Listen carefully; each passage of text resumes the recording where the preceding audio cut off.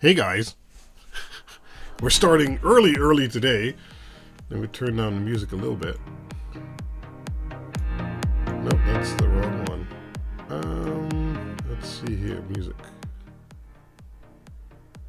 We're starting early today since it's 5 till 9 and we started 9:15, so welcome to the pre-show. So we're not going to do any official questions yet. We'll do that once the pre-show is finished or done. But let's see what we're having to drink, because today I have a battle of the two rivals. Because I have Pepsi Max Lime. Okay. And I have Coca-Cola Lime. Oh wait, we're having graphical issues. One moment, please. Let me fix that. There. So which is better? They're both lime. They're both Coke. They're both zero sugar. But, you know, do I like this one better? Do I like the other one better? I did, Philip, but I actually still have a stash of drinks I got from a friend of mine. These two were also from that stash. Also weird drinks. But today I thought we'd take a look at the rivaling Cokes. And then later we'll move on to the rest. Now let me check the dates on these. 30/11/23. That's kind of over date, but we'll take it. We'll take it. And yeah, this one, oh yeah, there we go. 05/02/24. What? I can't drink this. I can't. I'll have to get a different one. 05/02/24. Do you know when my birthday is? February 5th. And of course, if this is an American can, it's the 5th month and the second date. But since that whole date system is totally borked, we can just decide what number means what. So this is the 5th of February, 2024. And that's exactly my birthday. Well, not the year, of course, right? Oh, should we drink it? Should we drink it today? I don't know. If I save it until my birthday, I'm drinking it on its expiry date. That's not good either, is it? Yeah, exactly, Joey. I am very much for year. Wait. Let me do this on the big screen. Year, month, day, hour, minutes, seconds, and whatever comes after that. That is always good. Everyone in the world can understand that. It sorts great on a computer. It's very easy to remember, and it's not as stupid as, like, in the Netherlands we have day, month, year. Okay, but then in America it's month, day, year. So any date that has a 12 in it, or two numbers lower than 12, you have no idea what they mean. So it's so stupid. I wish we would just go to one unified system from large to small, all problems solved.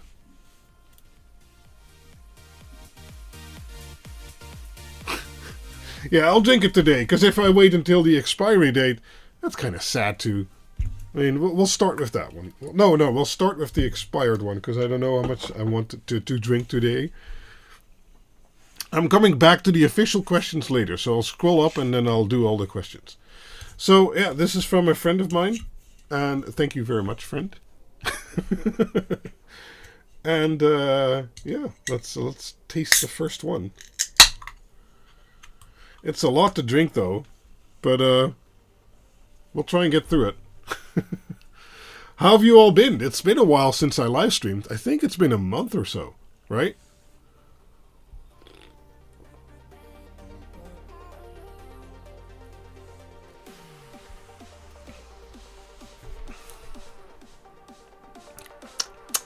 Yeah, it's limey.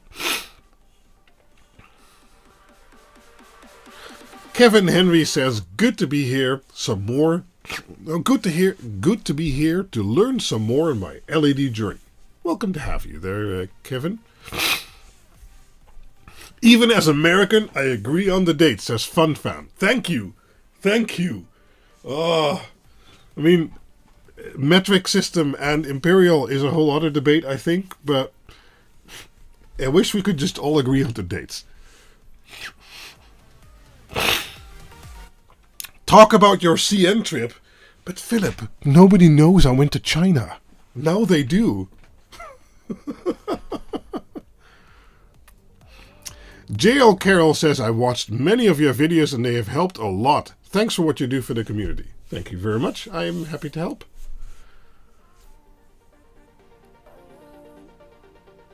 Oh, just joined. Not sure whose birthday it is, but many happy returns. Well, no. On the 5th of February is my birthday. Does anyone know the year? Does anyone know the year, which year I was born? How old do you think I am? So, let's, oh no, I can't do a poll because then it's too obvious. I went to AliExpress land. Yes. I didn't visit any of their warehouses though. 21. I wish. 1928. Oh my god. 1980. 1978. Okay. 1890. I preserve well. 1976. Oh, you all think I'm pretty old, huh? Jesus. 1974. What? You all think I'm 50 or something? Oh my god. I guess I need to buy some face cream or something to get those, those wrinkles out.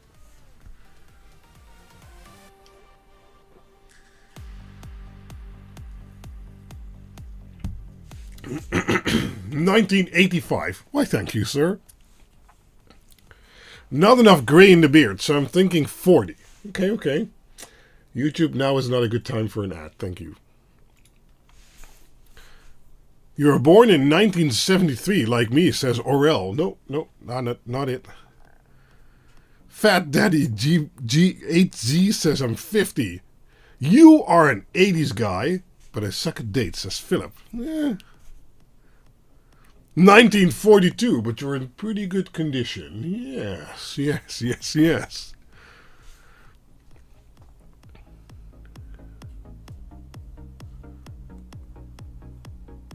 So did someone guess it? Let me check. Nope. Nobody's guessed it yet. Come on, guys. What year am I from? I will say I'm older than 30, but I'm not 50. J.R. Carroll got it. I'm from 1979. So I always forget, 44 years old. Not lots of 1981s. No, my girlfriend Sandra is from 1981, I believe. Yeah. Same year as me. Well, nice.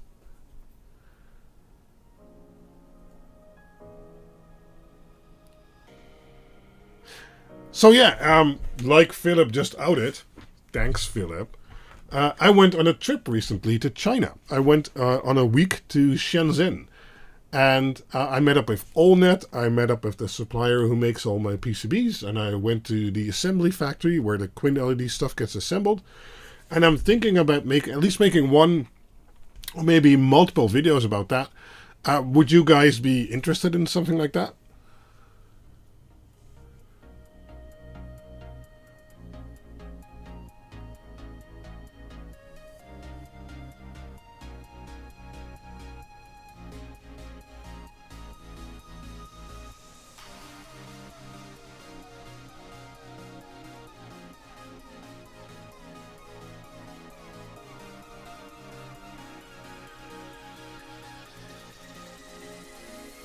Oh yes, I filmed at all the places. I asked them if I could take some photos and pictures and videos, and they were like, yeah, go right ahead. You can film and photograph anything. And I'm like, okay.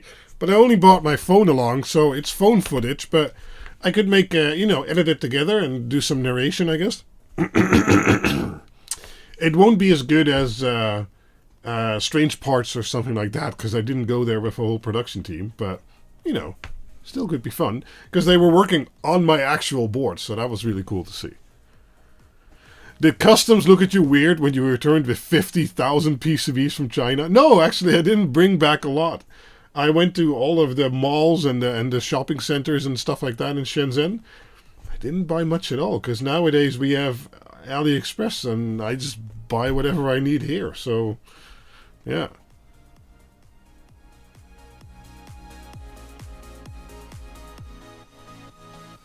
Of course you could film, you pay them. Yeah, but they also didn't mind if I filmed them working on somebody else's work completely. So I filmed random boards in various stages of production and things like that. So that was kind of weird, but hey, okay.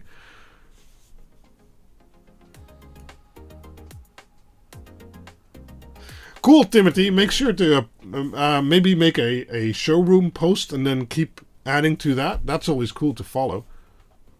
But yeah, I still love our house number. It's really nice. The new meta to save on shipping from Allnet. Go there and bring back in your luggage. Actually, I did think about that, but in the end it didn't go through because currently the volume they're processing is pretty high, so they kind of work all day to prepare all the boards to be able to ship them. So it's not like I could take 100 out and suddenly take those with me. But yeah, I filmed in Allnet and like their flashing procedure we set up and their testing procedure and things like that. And I'll take you guys along. I guess we'll start the videos at the PCB factory and then at the assembly factory, and then maybe we'll show some stuff that we did at Allnet.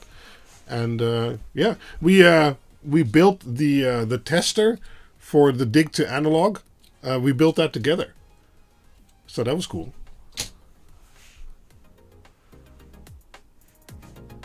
Did you discover the reason they charge so much for shipping? Yeah.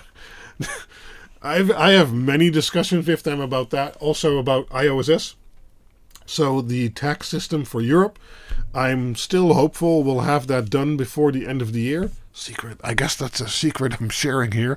But it's a lot of work and we're working on that. And we were working with one company. But it turns out they went bankrupt while we were working with them. So that kind of, blew up in our faces. Otherwise, it would have been arranged by now. So we're now working with another company to try and arrange that. And the second big thing on the agenda is trying to find a cheaper form of shipping. Now, there are cheaper forms of shipping, but then they are untracked all the way and can take anywhere from 2 weeks to 8 weeks. So, I mean, I guess we could, put red bars there that you accept doing that. But other than that, it's hard to make it cheaper. Because the ways AliExpress uses, they're just not open to other companies, I guess.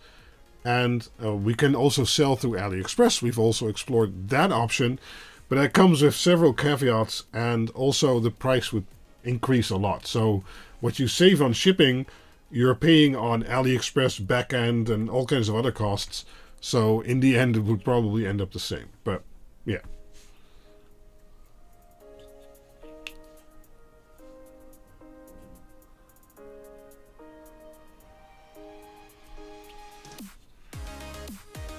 It's not new hardware. It doesn't count as a secret. Aww. So, I still can't talk official stuff. After that, when we're at 15, I'll scroll up. And then I'll go over all the questions.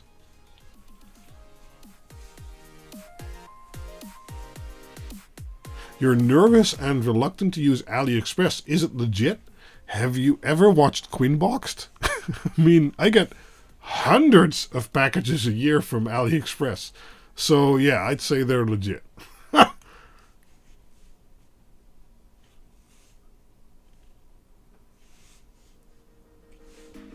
This one's pretty okay.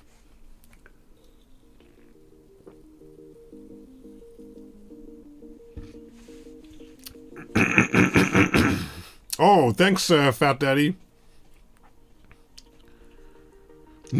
Nowadays, Amazon is just drop-shipped AliExpress anyways. Yeah, I guess.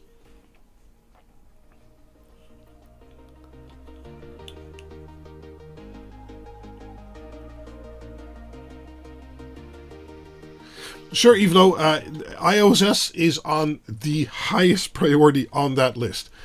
As I said, we've been working on it, but then the company we worked on it to integrate it, well, went bankrupt, so that was bad. But we're now working with another one, and as I said, I'm hoping that will finally be done before the end of the year. But it's been a hassle, so yeah.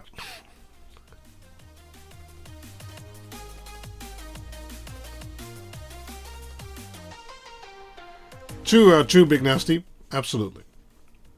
But I try to also. I know support goes through Discord. Not everyone might like that, but I absolutely try to stand behind my products and the things we sell. So if there is a problem, we try to help you, and if needed, I'll replace stuff. So yeah.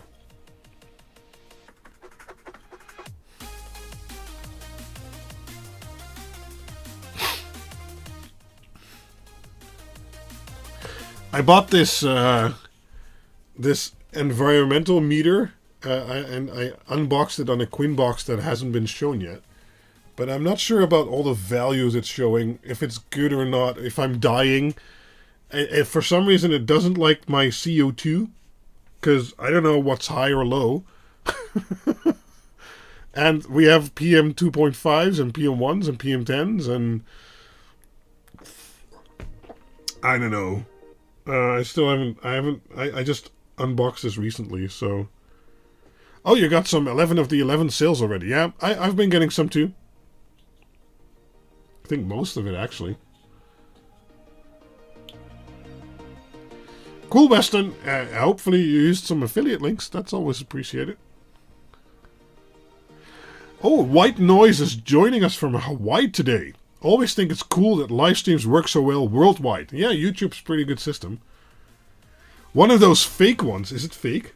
I don't know. I can blow in it. Hold on. So now it says 400 something. Let's see. No, well, it's doing something.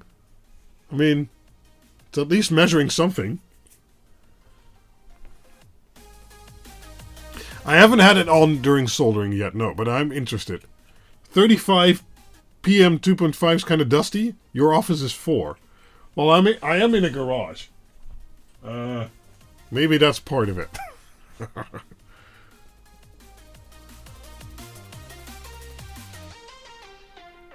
Oh, and this is now green. That's good, I guess.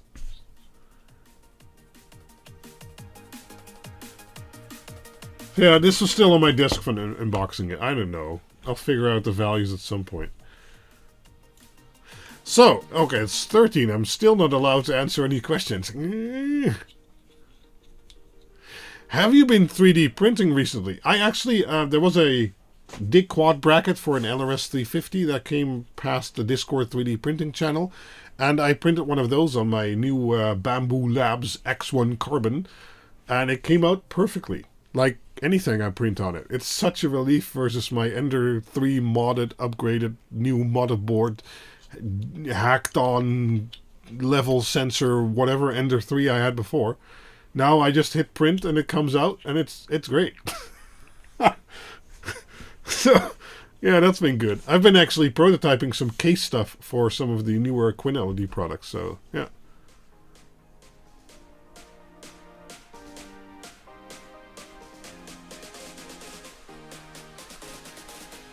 FinFam, we recently did a discount on AllNet, but a small discount, but still. But generally, we don't really have discounts because we don't sell with high profits. So, yeah, there's not much discount to make, basically.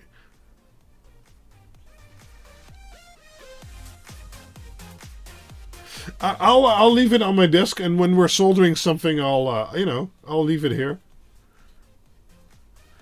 Okay, it's 15. I can scroll up now. So I'm not reading your current comments, but I will go over the comments here. We had 1, 2, 3, 4. I was the 4th member here.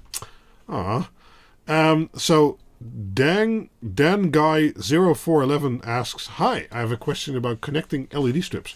Should I use snap-on connectors or solder, or should I use snap connectors with solder?" Snap-on connectors, as a whole, everyone on the Discord server have had bad experiences with. Your connections will be weak, and they won't transfer a lot of power if they already work. And if they work, the question is how long, because if you move the strip or whatever, they often fail. So snap connectors, we're not a fan of. You have those punch-through connectors now too. Those are a little bit better, but still the same thing. So we always advise solder your LED strips if you can.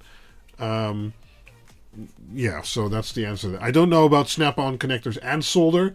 Then why not just solder them? So, you know. FunFam asks, when are more Dig2Go and Dig Uno available in the US? Well, I think they might still have some Dig Uno. I'm not sure, actually. Let me check.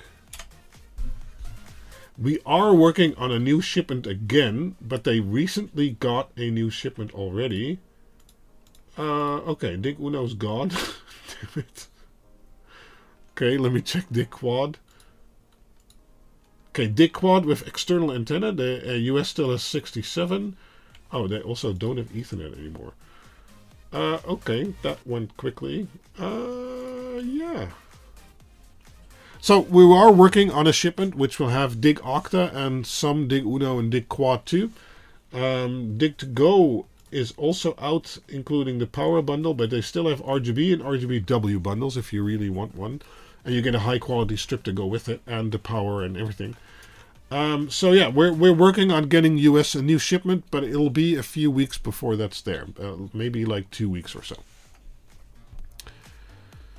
Let's see here.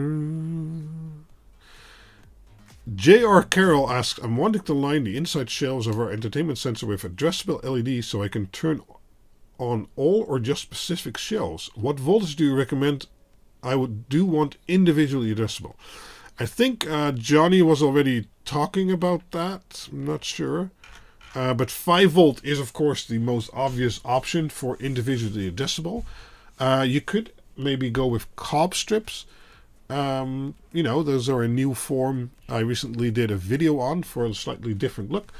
And but 5 volt you will require injections. So every 2.5 meter you'll want at least 1 injection. So if you have a 5 meter strip, you'll want front and back basically. Where's my hand there? Front and back basically, right? Otherwise you can go with 12 volt and then WS2815 or GS8208 is basically your only option for individually addressable. The ones here on my back wall are also WS2815s. And that will make cabling and wiring a bit easier because then you can do a single injection for 5 meter. So, yeah. But if it's behind the shelf and you can hide the wiring and you can put a Dig Quad there, for instance, you can run a power wire to each of the shelves or even go Dig Octa because then you have 8 channels. You can run a power wire and a data wire to each shelf so you don't have to daisy chain them. And then wiring becomes fairly easy because you just give each LED strip its own power wires. And if they're not very long, you don't have to worry about injection even with 5 volt. Right? Let's see here. First time visiting this year, says Fat Daddy. Well, welcome. Kenny Day has 150 LED going from the top right and the top left. And the effects are out of sync. Huh. But are you running it on the same controller, Kenny D, or is it multiple controllers? Because if it's one controller and either you reversed the data order or you're running them as 2 separate segments, they should be fully synced. If it's multiple controllers, that can be true. Let's see. I have a question. What's your mother's maiden name and the name of your first pet? No. I posed this question on Discord and no one seems to know how to resolve the issue. Well, it depends on how it's configured, so let us know in the chat.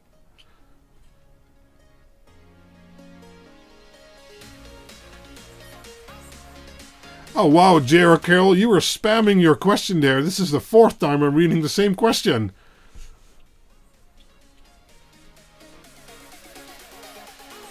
Okay, here we're guessing my age. Which is bad.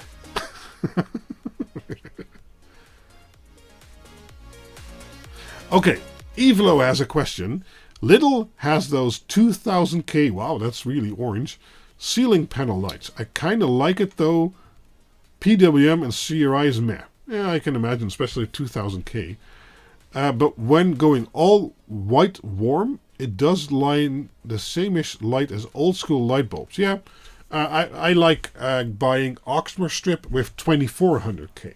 We have those in our living room and kitchen and stuff like that. Because then you get CRI 95, but with 2400K, which is really nice and warm.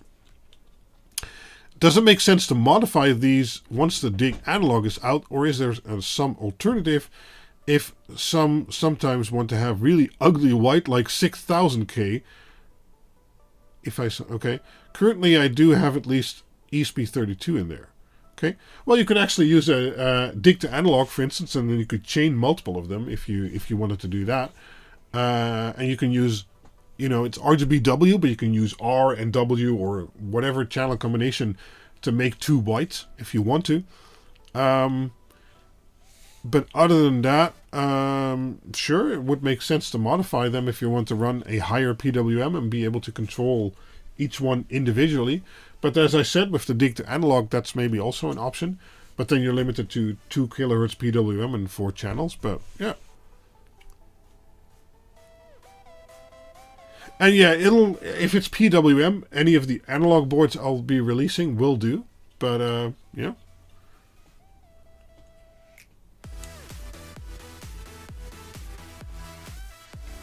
Let's see if there's more questions. Yeah, Timothy, Mason, make sure to make a showroom topic on the house number you're working on. We always love to follow along.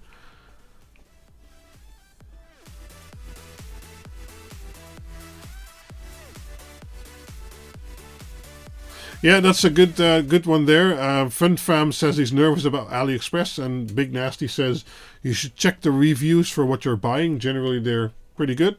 And if the reviews are good, it's generally safe to buy. I mean, yeah.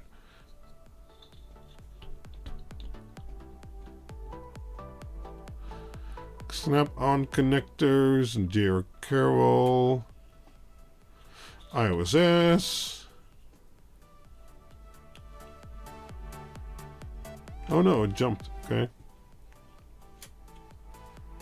Oh, JR Carroll doesn't have Discord yet. I'll have to get it. Yes, the link to join is on Quinled.info.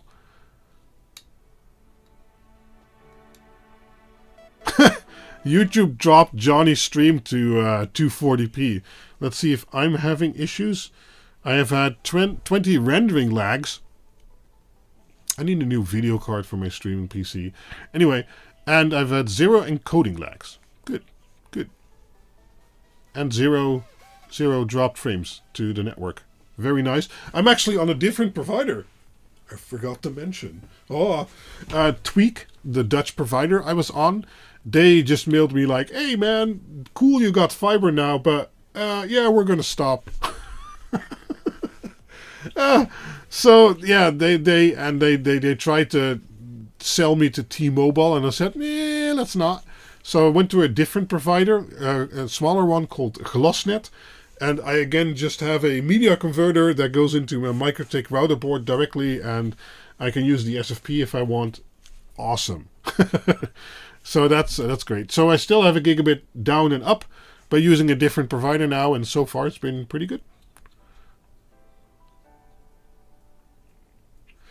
Can you make an Octa with an ESP32 that has Zigbee? No. ESP32C6? No. Way too many hardware limitations there to even make that remotely possible. And then there's software. Are you going to write the software? Or, I mean, yeah, no. Fat Daddy asks, can my DIG Quad handle 600 pixels per channel? Yes, no problem.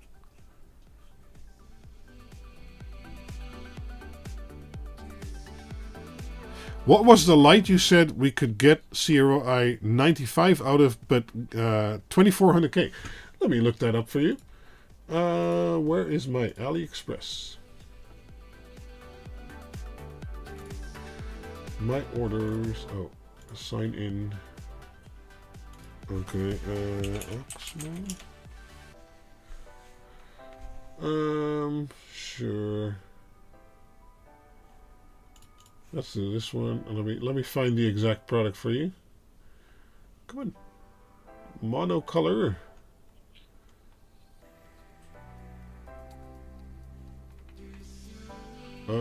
This one here. Yeah, let me copy that. These guys, I've worked with them for a long time now, and we've had hundreds of people on the Discord and stuff like that also buy from them. They make absolutely insane great strip. Everything here is lighted with it too. And they make actual CRI 95, personally verified with my own tester. And you can get it in 2400, 2700, 3000, 4000, 5000, 6000, or even 8000 it seems. And even the 2400 will be CRI 95, which is very hard to do. So yeah, and you can get them up to 38.4 watts per meter, but that's like as bright as the sun, so that's maybe a bit much. But I like getting the 28 watt per meter version, because then I can just dim it down with my dimmers. So yeah.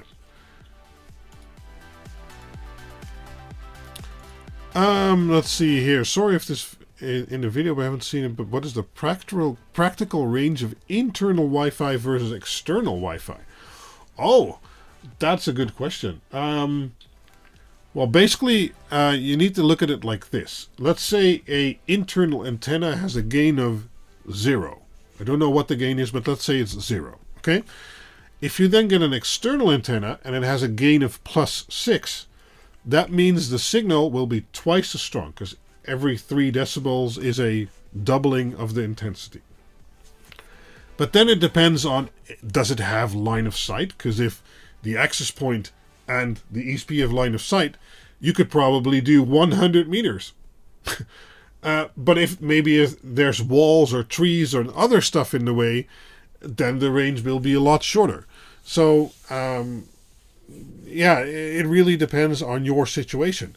Just the external antenna is more sensitive to receive signal, or yeah, external antenna is more sensitive in receiving signals, but also more powerful in broadcasting them. So that's why you can have extra range with an external antenna. So if your internal antenna is just cutting it, with an external antenna, especially like a 6 dB one or a 4 dB one, will easily perform great in that same location. That's basically how you need to look at it.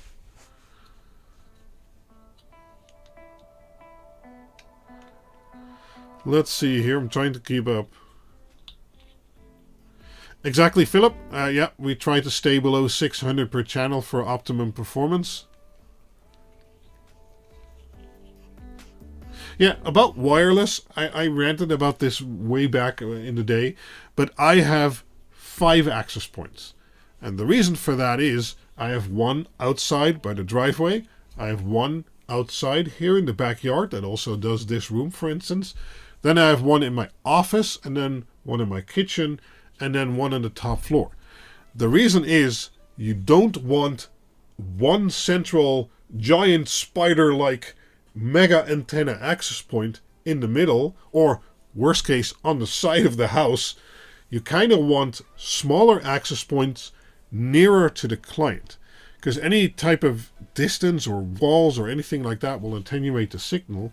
So having 5 $80 access points versus one $300 access point in the middle of your house, let's say is ideally in the middle, those 5 individual are still going to perform way better, because they're much closer to the actual client, so that's going to give them a better signal both ways. B, there's actually multiple radios, so instead of one radio having to do 40 or 50 clients, and maybe one of those clients has a very bad signal, one radio can only talk to one client at the same time, so it has to switch to all of them continuously. And if one of them is very slow, that means all the others are also going to wait for that slow client. If you, however, have 5 access points, first, they all have a stronger link to their closest access point, and then each access point only has to do 10 clients instead of one access point having to do 50 clients. So all in all, having multiple access points spread around your house is a way better setup than having a single big access point. So, yeah, if you're having wireless issues, look into that. Right, so rant over.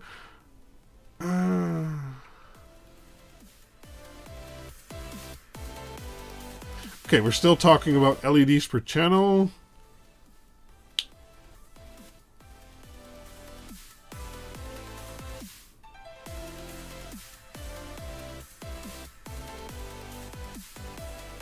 Can I ask non-LED questions? Sure, that's fine.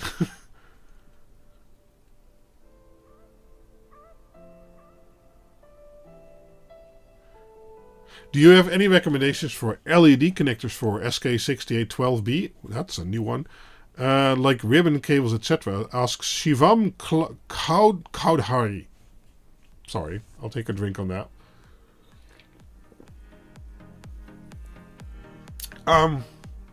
I do not. I do not like using connectors.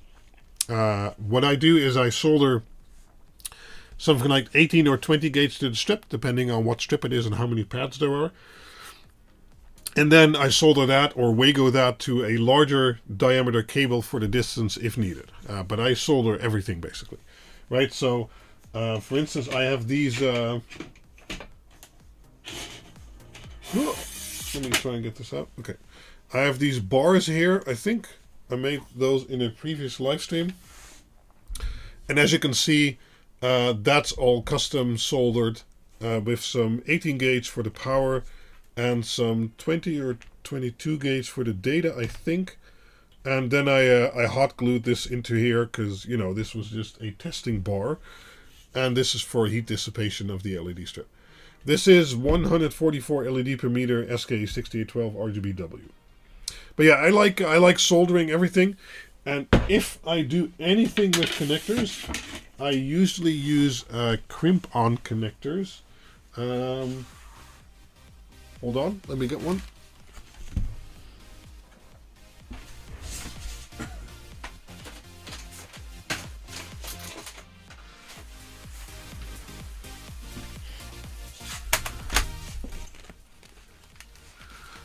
So these are some other bars I prepared for something I've been working on in my garage lighting. I don't do connectors on the LED strip itself, but these have, so this is just soldered on again with a bit of heat shrink and then stuck in there. But the heat shrink makes sure that the solder joints can't touch the metal, for instance. Okay.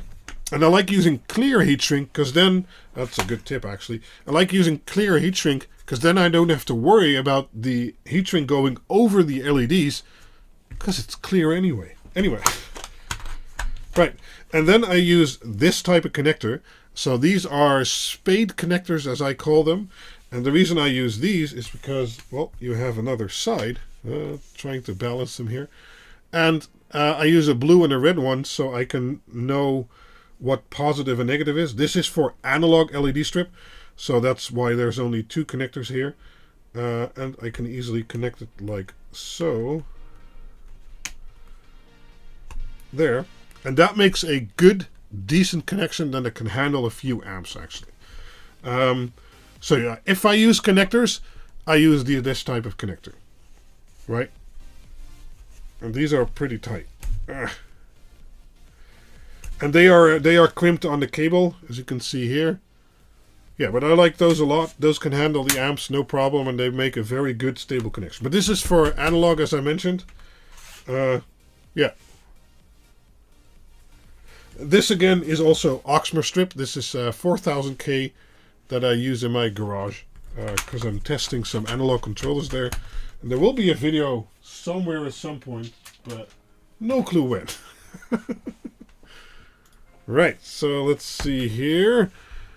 I hope that answers your question about connectors. I don't like connectors on the LED strip itself. I always solder it. Are you working on cool personal LED projects right now? Asks White Noise. I have a few that are in very much unfinished, not started, got some material, didn't start yet state. I have one in the attic. I have one in the new garden room, one in the garage, as you just saw. Yeah. Yeah. 12 volt or 24 or 12 volt version of those lights. Always 24 volt. The higher voltage, the better. And with analog, I'd always go for 24 volt or even higher if you can. Pink LEDs, says Christian Iverson. Hey there, Christian.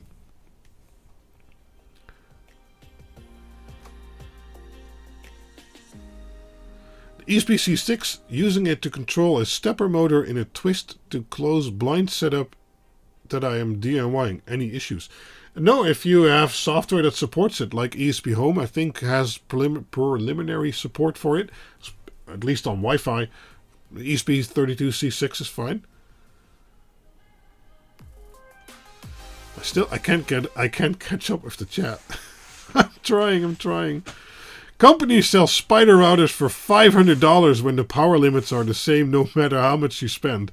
Total waste of money. I agree there, Event CJ.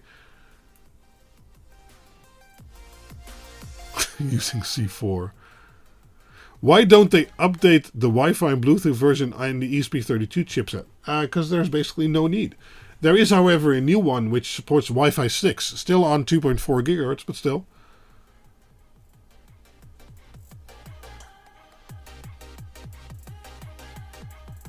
Same here, Johnny. I also have some development boards that I'd like to do some stuff with the C6 and ESP Home, but yeah.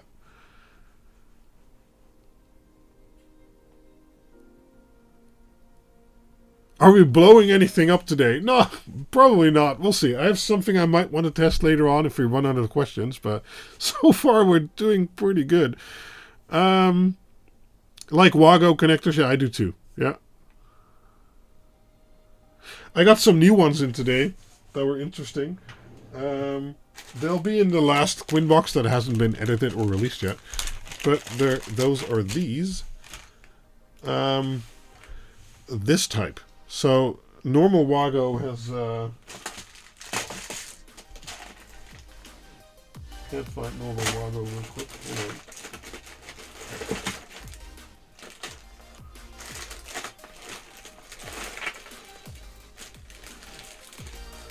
Okay. So normal Wago stuff, this is still Chinese Wago stuff, but still has connectors that are holes that are, well, it's not that much different actually. These might already be bigger ones. Anyway, these are supposedly for up to, doesn't say, does it say? Yeah, up to 6 millimeters square. So, yeah. They should be a bit bigger. Oh, 440 volt, 41 amps. I don't know about that, but yeah. These have a bit bigger holes to connect the cables. So that's nice. For instance, here we have a... No, can't reach it. Hold on.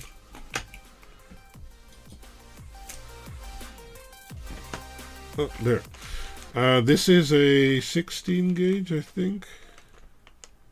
Yes, 16 gauge. So let's try this one. But this already has a fairly... Okay, well, still, it can't really go in there easily. And in these, of course, you shouldn't use them with the plastic part, but you know. Yeah, and these, they fit... Oh. They fit, but they don't snap onto anything. Okay, well, I just got them in today, so I don't know. Right? And on bare wire, they'll probably work fine. But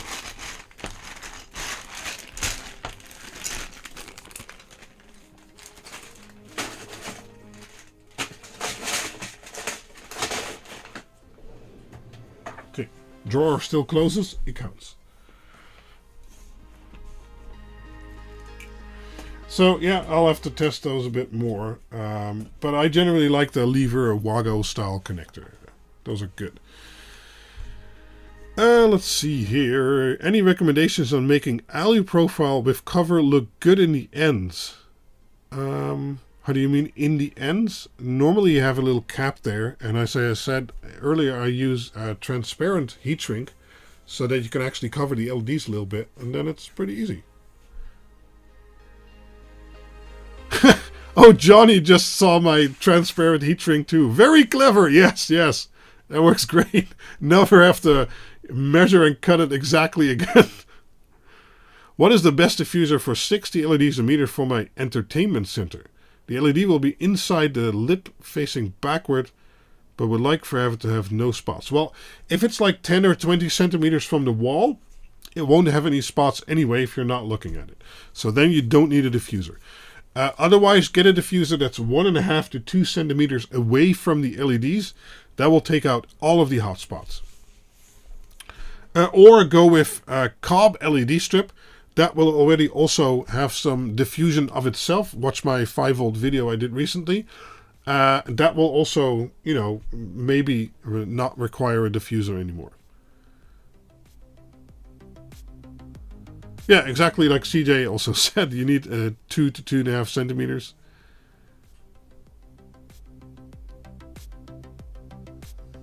Cool, Joey. Yeah, 144 LEDs per meter stuff is also on my back wall there.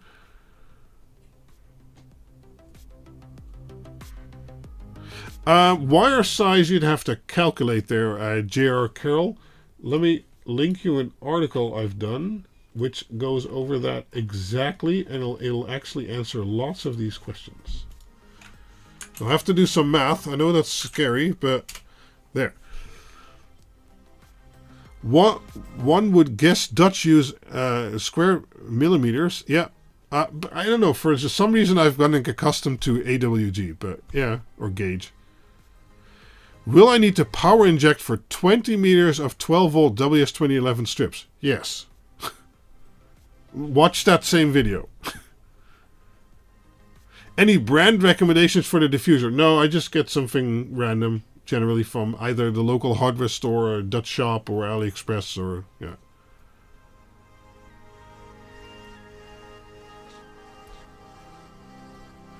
CEO Carol, it's not going to be that easy, but at some point it will be, but I think that's still at least a year away. I don't know.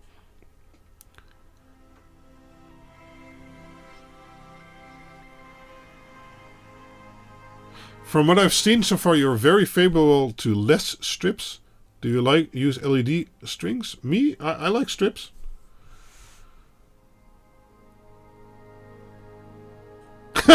JS, yeah. I've got the materials in, but I still need to start stage. I'm very good at that stage. Yes.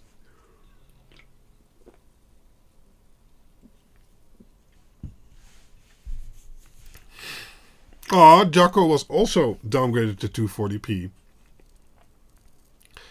Wago versus heat shrink butt connectors. Do you need to be able to disconnect it or not? I guess that would be the deciding factor there. Can you explain the difference between the 12-volt cob RGB 720 LEDs per meter? BTF notes them as 12 watt per meter. Seems like that would make them very efficient. I have some of the 12 volt, but I generally don't like it because they output less light and still use more amps than the 24 volt version, but they have the same amount of zones. So then I'd always go for the 24 volt version. That's why I don't have it listed anywhere, and I haven't published any tests about them, etc.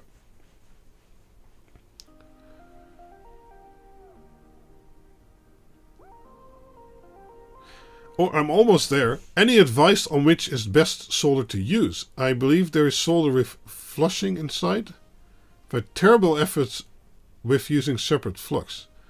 I use generic solder from AliExpress with copper or with lead, so leaded solder with flux inside, and that works great for me. But yeah, I use 0.6 millimeter, I believe, with 2% flux inside, I think. And as I said, so far for me, that's been great. Let's see if I have a roll here. Might actually have. Is it this one? Yeah. There. Try and get this brand. The best brand. Yes, it's the best brand. So this is 0.6 millimeter. 2.25% flux. And SN 60%, made in China, yes. Yeah, in Shenzhen, you could buy this everywhere, actually. And I have a smaller roll on my soldering stand holder over here, next to some unleaded. And this stuff has been great for me. That's why I bought this half a kilo roll here. I really like this stuff. So if you can find this brand on AliExpress, get it. This works great for me.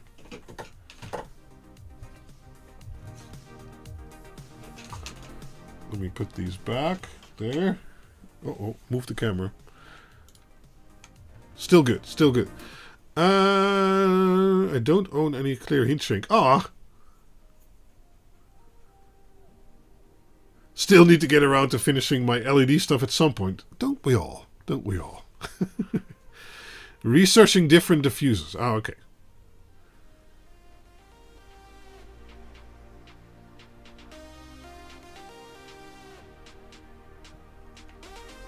Are there going to be pre-built analog controllers in the shop in the nearby future? Say tomorrow or so? No.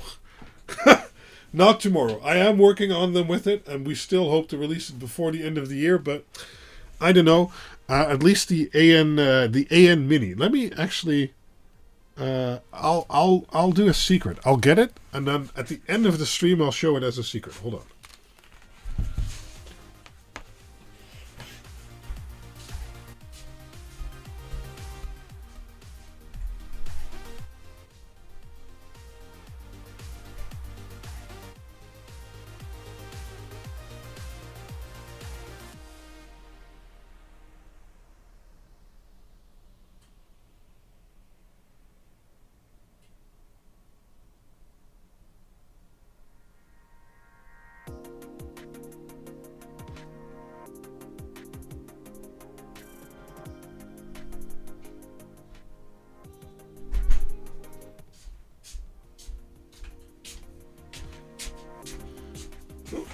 So I'm not going to show it yet. There it went. Oh, you didn't see it. Too bad. Too bad.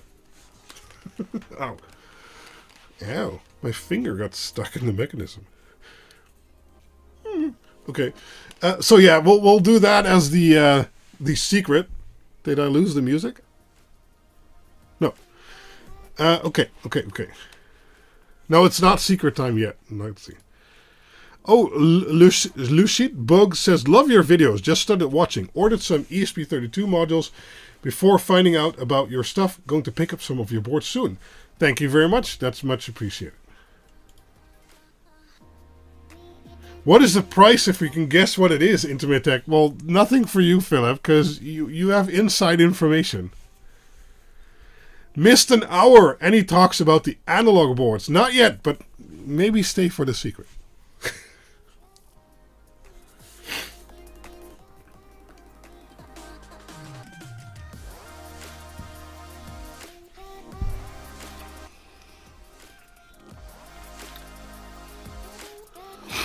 Thanks there, Joey. So I've actually caught up with chat. Nice. I can take a breather. Huh.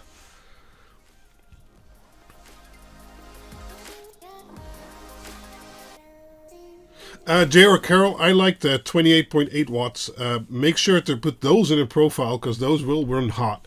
But yes, I like having the power in reserve if I need it. And using a dimmer, I just run them at lower power most of the time. So yeah.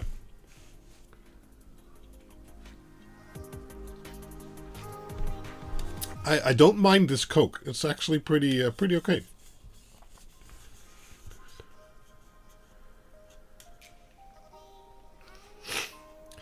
So Weston, I don't know if any RGBW 24 volt IP67 cob. I do know of this one. And they will be in a video soon. It's a video I've been postponing for a little while, but I'm hoping to get it done at some point. So this stuff. If you want addressable RGBW with decent whites, so actual CRI 90, and I've verified these using my own testers, this is the best out there. So this is the best quality white light addressable strip out there, unless you use a dig to analog, and then you can use the Oxmer stuff and things like that, which is way better, but this is pretty decent. Again, Johnny. What? It's like they don't like you.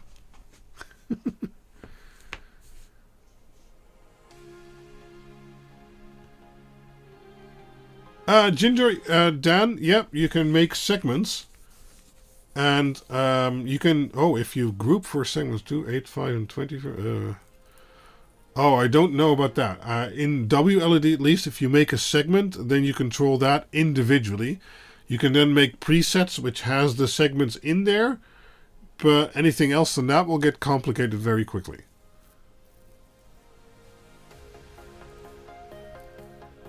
Can I make it IP67? I don't know about that. Maybe you could put them in some kind of sleeving or something like that, but I don't have experience with that. Oh, Johnny is leaving us already. So sad, Johnny. I guess I'll just end the stream here then, huh?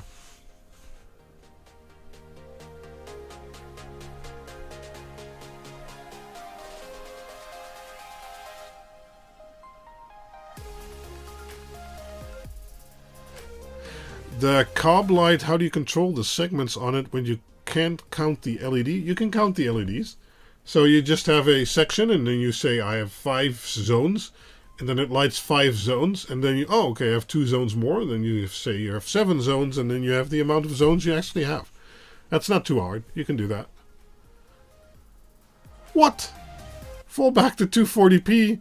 I guess it's because I'm not having any commercials by YouTube. They keep giving me pop-ups that now is a good time for an ad, but I disabled all their control and put it on manual, so I don't think they like that. Do you have any recommendations on power injection, cable gauge, power supply selection, total amps, and apply for every ESP32 controller or only for your boards? Well, I generally give advice for my boards, but you can use that advice for other boards or ESP32s. I can't stand for their quality or power handling capabilities or things like that. But make sure to give this video a watch, and that will clear up a lot of those questions. Jose Luis Gutierrez, I hope. Hey Quindor, just wanted to say thank you for taking the time to personally help me on Discord and Reddit with a few of my questions lately. I really appreciate it. No problem there, Iman5150. I hope, it helped out. What? You don't want the full 1440p? Oh, yeah. Oh, Yo was looking for some good cob strips with good whites. Yes, this is basically the only one out there that I know of. It has 7 centimeter zones, and the colors are a bit less, and the power utilization is a bit lower than the RGB version. You can check that in the power sheet, because they're already in there. But other than that, if you need good whites or decent whites, this is your only option. If I had 8 times 12 volt strips, 75 centimeter each in length to fit on separate shelves, would one channel on the D quad be able to power them? Also, can I have separate control of each strip if WLED just one channel? Well, that's a good question. So power wise, I'd say no. You'd at least want 2 or 3 injections as a whole. But those can be at the front, somewhere in the middle, and then at the end, for instance. And then you're pretty sure you'll have enough amps making it into the strip to light everything evenly. And regarding control, it depends on how many LEDs there are. If there are 60 LEDs a meter, and you're using 8 of them, you're still below the 600 LEDs in total for one channel we'd recommend, so that's fine. And then you can make segments for each of your shelves and control those individually. So even if they're on one data channel, that's no problem. Okay? Good evening from North Limburg. Rob de Graaf is a bit late, but he's here. Aw, Andy's monitor only goes up to 1080. Yeah. Oh, Rajiv Harikaran says, question, can the DIC Quad ESP32 be powered up using USB, while having the board powered up using 12 volt at the same time instead of having to cut and splice into the 5 volt DC of the D-quad.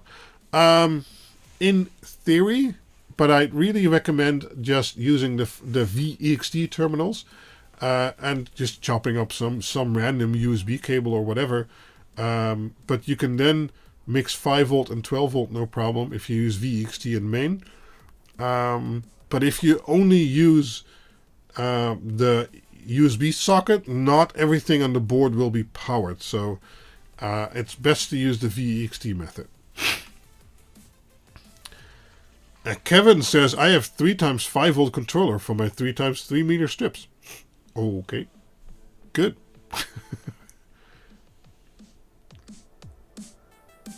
YouTube wants to be you to buy YouTube Premium. Yeah, I guess. What time are you planning on starting opening stuff? Are we opening stuff today? I don't know. Maybe watch a Quinboxed?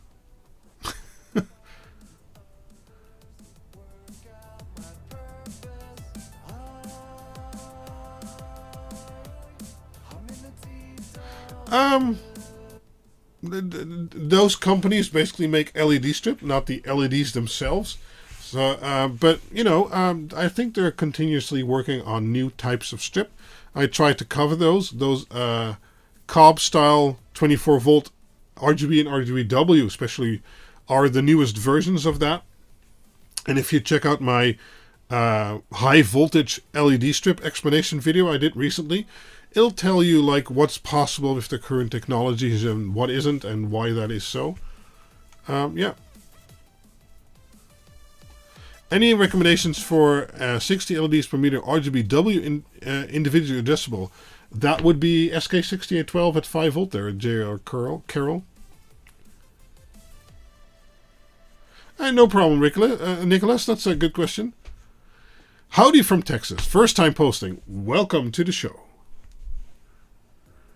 Oh, Texan Houston area. Nice. I've been there a few times when I was much younger.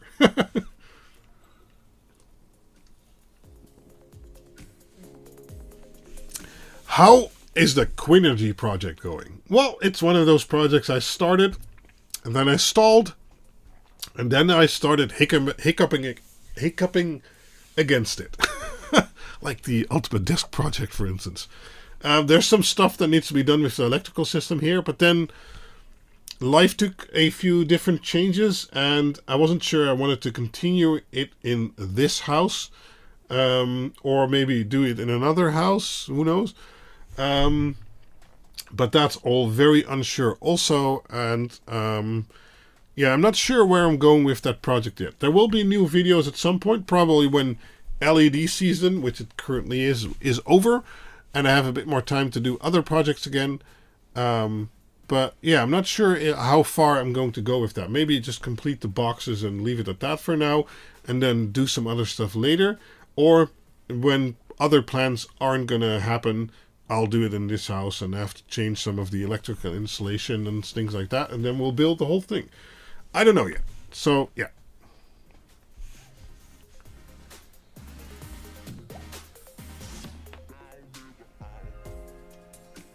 Oh, you thought all the live streams were Quinboxed? No.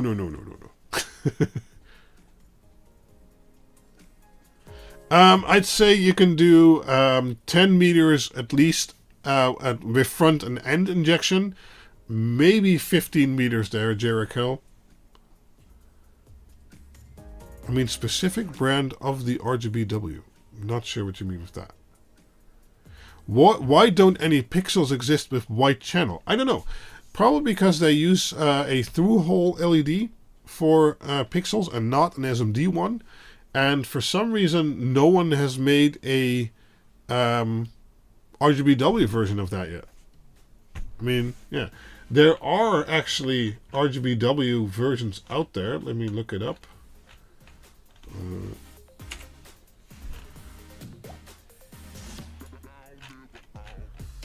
Let's see, where do I have them? Yeah, over here.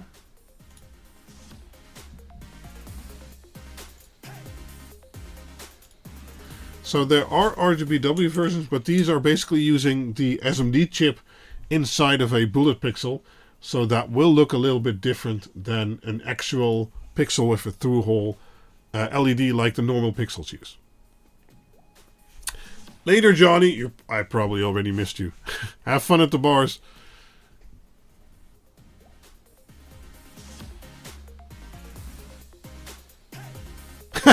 YouTube Premium saves me a lot of money. My child doesn't get commercials on YouTube Kids.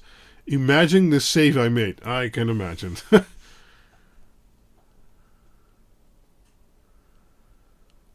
Great show, Quinn. See you on the next. Thanks, everyone. Happy holidays. Later, Fat Daddy.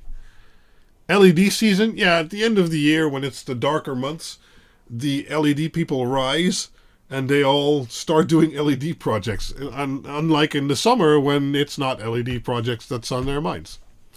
I can kind of understand that, so...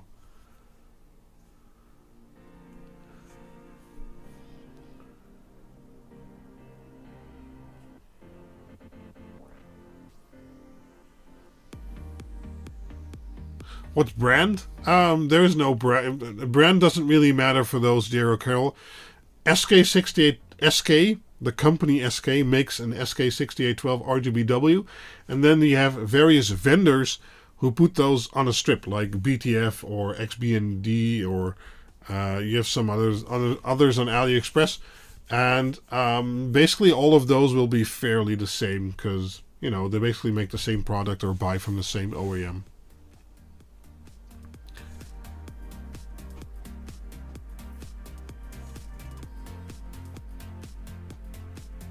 It's the holidays that brings on the LED season. Exactly, Joey.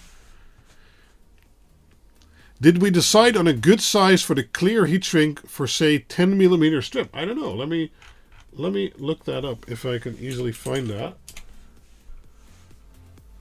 Oh, it seems I used 9.5mm, I think. And I like to use the glue line kind.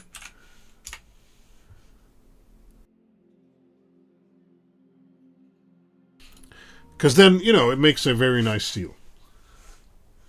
So I think these are 3:1 shrinkage with glue inside. And those are the ones you actually just saw. I'm not 100% sure those are the ones, but I think so.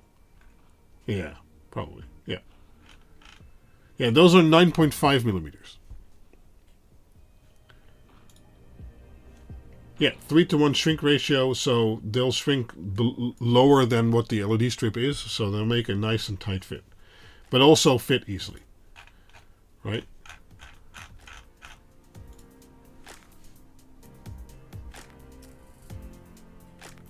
Cool. Well, that was a lot of question rambling there.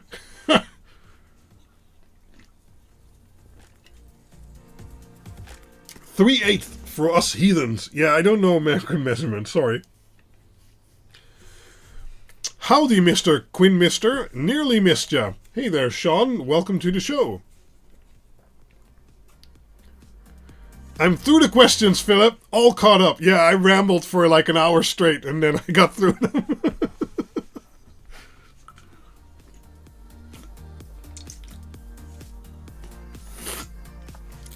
And I only got 17 likes.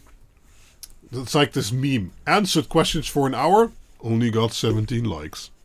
Aww. You guys don't like me? What's up? Am I too old now? Oh, Roger has a question. I have a 5V 30 amp small black box power supply. When looking at the two wires, they look to be around 16 gauge. How can they get by not using what should be 8 gauge Chinese junk? It depends. If the wires are really short, it shouldn't be too much of a problem, because then you'll get a high voltage drop, but if it's only over like 5 or 10 centimeters, that matters a lot less. Still, for 30 amps, it sounds a bit thin to me too.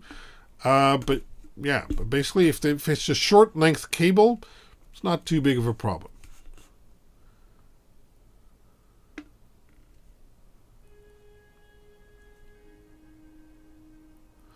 Well, I don't know where Wally Lights or Wired Watts get their pixels directly. Probably from some manufacturer in China, but yeah. My OCDs needs diffusers on the Octa Quad Uno to match. Where can I find them? Those are fuses by Little Fuse, and Little Fuse is spelled differently than you'd imagine. Let me look those up.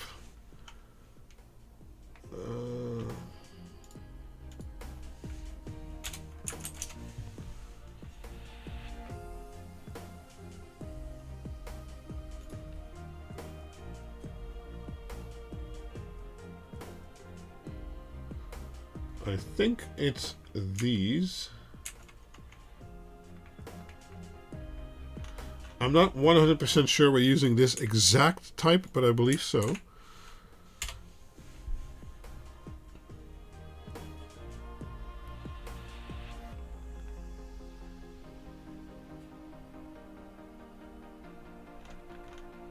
Yeah. And otherwise, if you really need them to match, you can always mail AllNet. Like if you want to buy 10 or 20 of them, and they'll throw them in a packet for you and send them to you if you want. Yeah, for a small fee, but you know.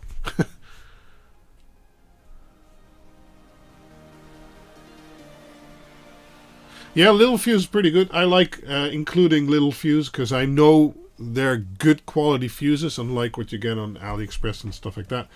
Costs me a bit more in the back end to, you know, get actual registered and verified tested fuses, but you know, I'd rather deliver a good product for a little bit more than a bad product for cheaper.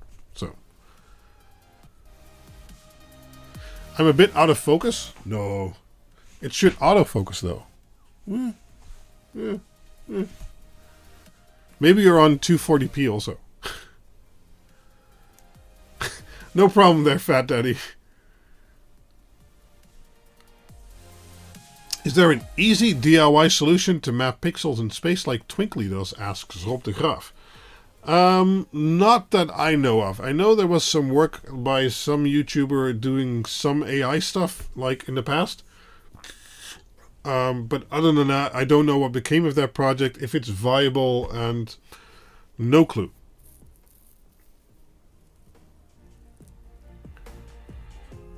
What? Utah must be a big state?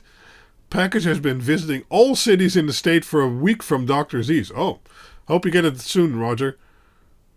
Does a diffuser tube exist? One that's waterproof? Yes, it does. Look up silicone LED tubes on AliExpress.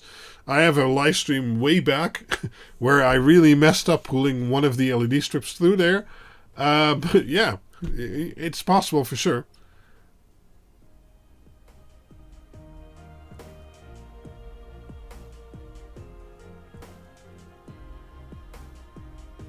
Which heat pad do you use? You mean for soldering, Nigel?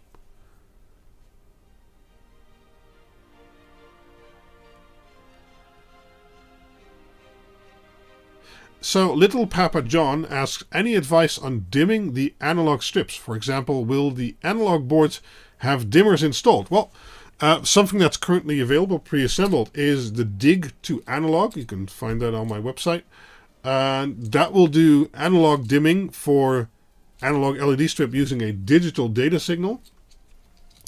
Other than that, I have a few DIY analog dimmers you can build yourself, and I'm working on pre-assembled ones. They've been slightly delayed because of case and other issues, but we're working through that, so I'm hoping to have those available soon. And those will all have dimmers on like 5 channels or more.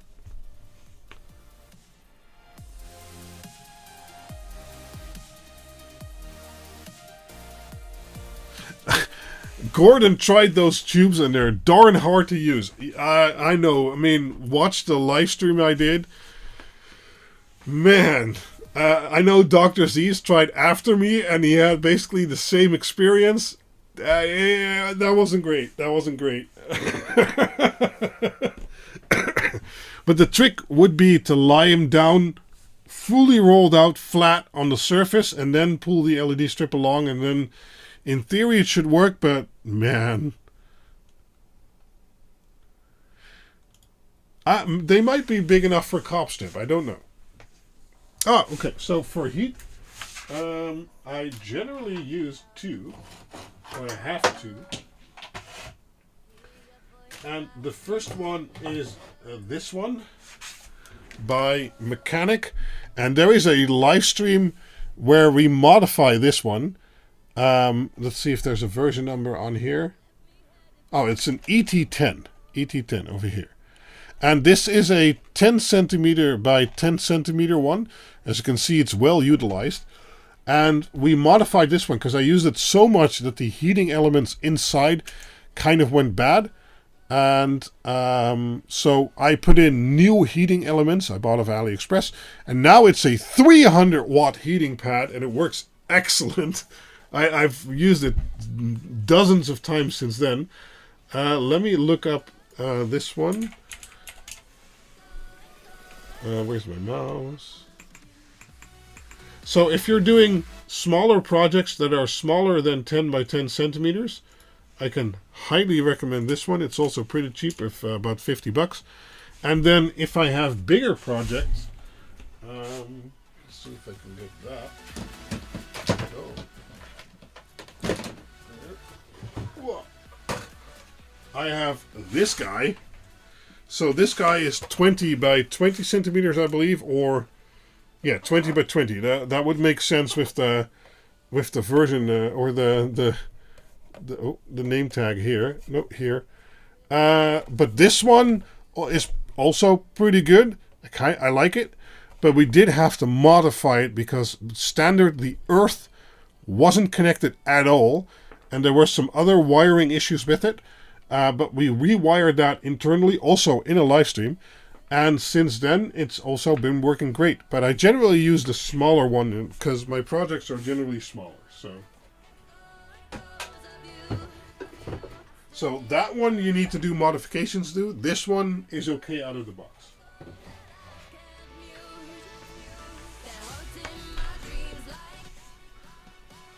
Big enough for a small pizza? Yeah, probably.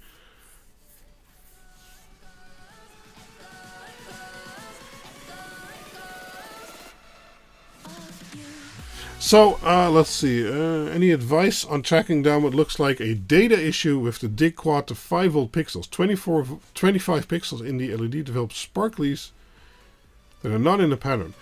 Are they at the start of the strip or further down, or the string, or further down the string there, Nexus? If they're, or the whole string, then you can try flipping the resistor switcher. It's beneath the ESP32 board to 33 ohm. And see if that improves the data signal issue. If not, it might be a bad pixel causing that flickering. But yeah, that's a bit hard to determine.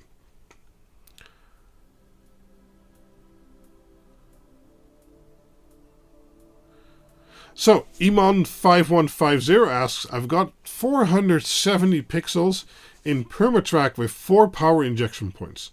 Knowing the GST can only handle 3 amps, am I being irrational to be scared to push the full 12 amps because I'm afraid it'll melt the GST? Well, no, because each point on the strip will only accept so much. So, as we can see in this article, of course, a string is a little bit different, but basically the same idea applies.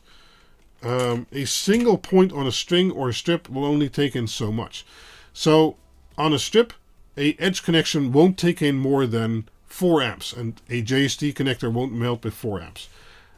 So then it doesn't matter if you have a 60 amp power supply, that injection will never take in more power than that. So if you have 4 power injections, and some of those will be middle injections, some of those will be edge injections. The middle can do twice the power. But basically the resistance on the string or the strip will limit what a single point will take in. So as long as that's not running through one JST connector, but 4 pushing 12 amps should be fine. Okay. Core count. Dig Ono V2 had 51 ohm resistors. Yes, I believe so. Yeah. Later we switched to 249, and that worked great with a certain type of cabling, but worse with another type of cabling. So in the end, I settled on 249 ohm and 33 ohm, 249 for a separate data wire, and 33 or for combined data wire with ground. And then you can select whichever works best for your situation. And so far, that's worked great. Thanks for all your content. Do you know if BTF has any 24-volt FCOB outdoors, i.e. IP68?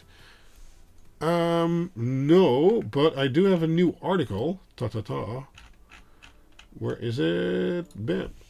I have an article about Cobb style LED strip, but I do have to warn you about that IP68 version. It is a lot less bright. You can also check this in the power sheet, and it has 10 centimeter zones, so that's quite wide. It's also not made by BTF.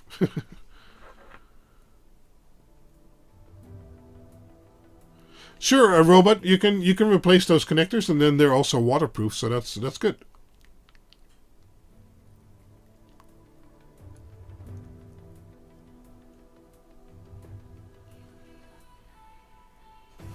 Exactly, Roger. It won't really ask or try to get in more than 4, so the connector is basically safe. I have gotten JST connectors up to 115 degrees centigrade by pushing or forcing more through there, but that was not in a realistic situation, basically. And then they start to smoke. So this one's done. This was pretty good.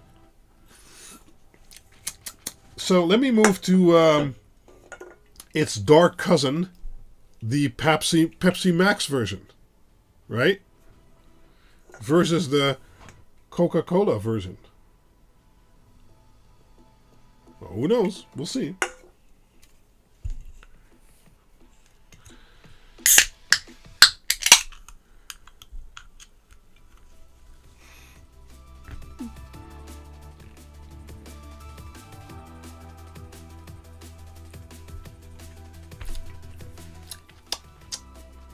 Oh, this one definitely has more lime taste. Okay, interesting. Okay. Not the birthday can. Well, it's my birthday. Not today, but still.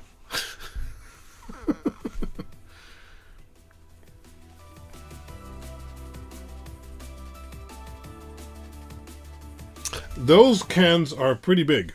These are 330 milliliters. Wait, where is it? There, 330. So these are pretty big cans. Right? Because these are my hands.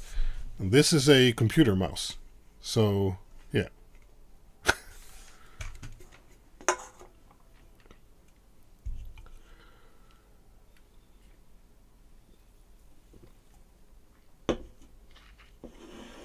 When I was in China, I did feel like a giant a little bit. Those are people are all shorter. Beer can size, yeah, but then taller, yeah. Yeah, this one is more limey. That's still pretty good. I like them both. So today, or during the last Quinbox, which I filmed today, but who cares? I got some of these in. So these are seed pixels, I guess they're called. I haven't turned them on yet, but since we burned through all the questions, or I'm kind of burned out, I guess I could say, let's try and hook them up, see if they work. Let's first look up what voltage I bought.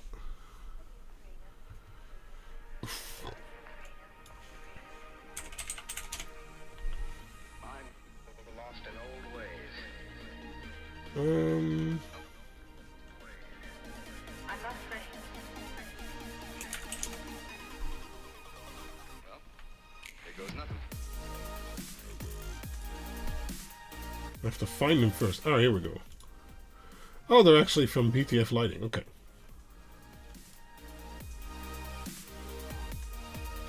I'll link them here just to be sure. They're the second variant, so not the first one, but the second one, with the silver lines.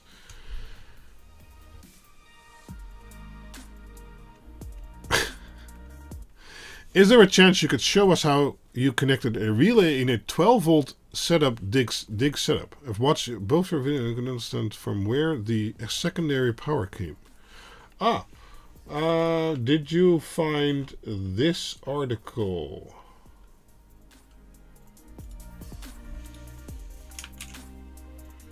Robert, did you find that article? Otherwise, give that a read.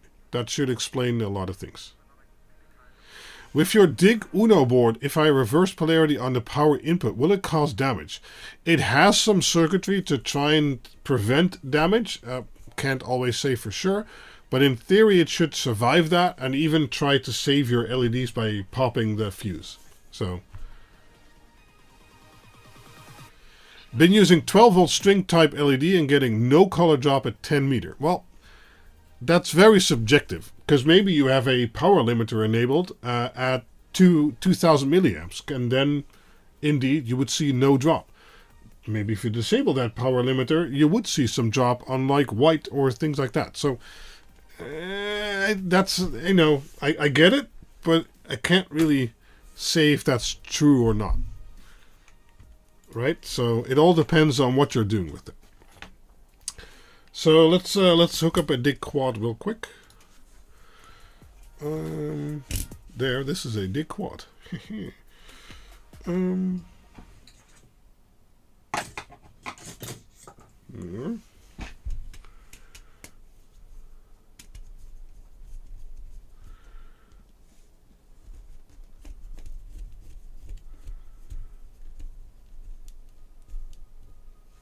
Yeah, but if you have a power limiter enabled, that means you're not actually pushing what it could do, so you're limiting it. So then you can't really state that you don't have voltage drop. You don't have visible voltage drop with the amount of power you have configured. And if you haven't measured a single pixel and then entered a custom value in WLED, it also won't know what it's doing. So although it thinks it might be limiting to 6 amps, in reality, because the single LED doesn't use 50 milliamp but 10 milliamp, you might actually only be using 2, maybe 3 amps. And that's why you can't really trust those kinds of judgments on the internet, because it's a bit complex, right? I guess we'll use a Quinled LED ESP32 with Ethernet. There. And let's start with a single string. There. Why am I so zoomed in? Okay. Do I have an Ethernet cable here? Yes. Okay. Now let me verify this is on the 5 volt power supply. It is. And that is also the one that should be plugged in. Otherwise this is not touching. That's good. And this is also not touching. That's good too. Okay. Let's hit the power anyway. Let's go.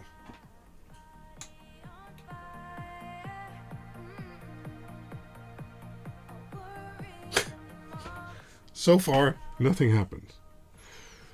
Okay, it could be that it wants data from the other side, but we never know. Let me look up the IP in my router. Okay, 109.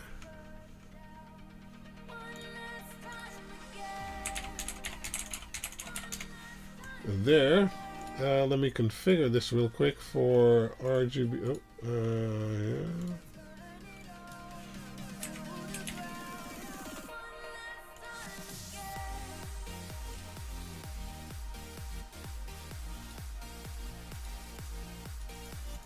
Okay, nothing seems to be happening so far. Did I do this right? You guys aren't paying attention, are you? This isn't right. This is all wrong.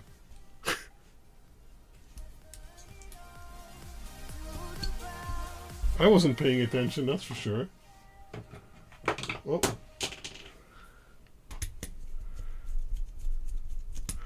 guys have to warn me about these things before they happen. Oh, Medved tried to tell me. Okay, okay. Well, this is all 5 volts, so it shouldn't really harm anything. Yeah.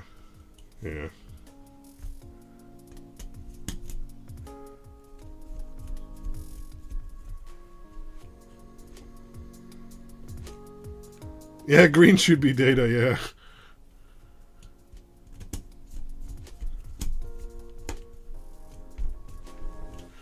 Okay, let's try that again. Shouldn't have killed anything, so that's good. If this was a higher voltage, well, it's still ground, so it should still not be too big of a problem. Ah! Look at that. Noise. Okay, the color order is obviously wrong. Hold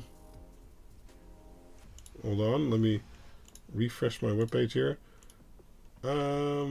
So let's try RGB. Nope. Let's try GRB. Yes, good. The brightness limiter is off, and I have it configured for 100 LEDs. But I don't actually know if they're 100 or 50, so let me set it to 50 LEDs. 50, save. And then what I'll do is just change the color. Okay, so I think these are actually 50 LEDs, not 100.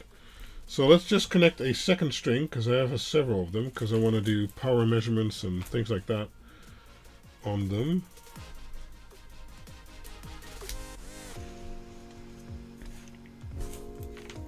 Right, so these now don't do anything, so let me configure it to 100 LEDs again. Save. Yes, good.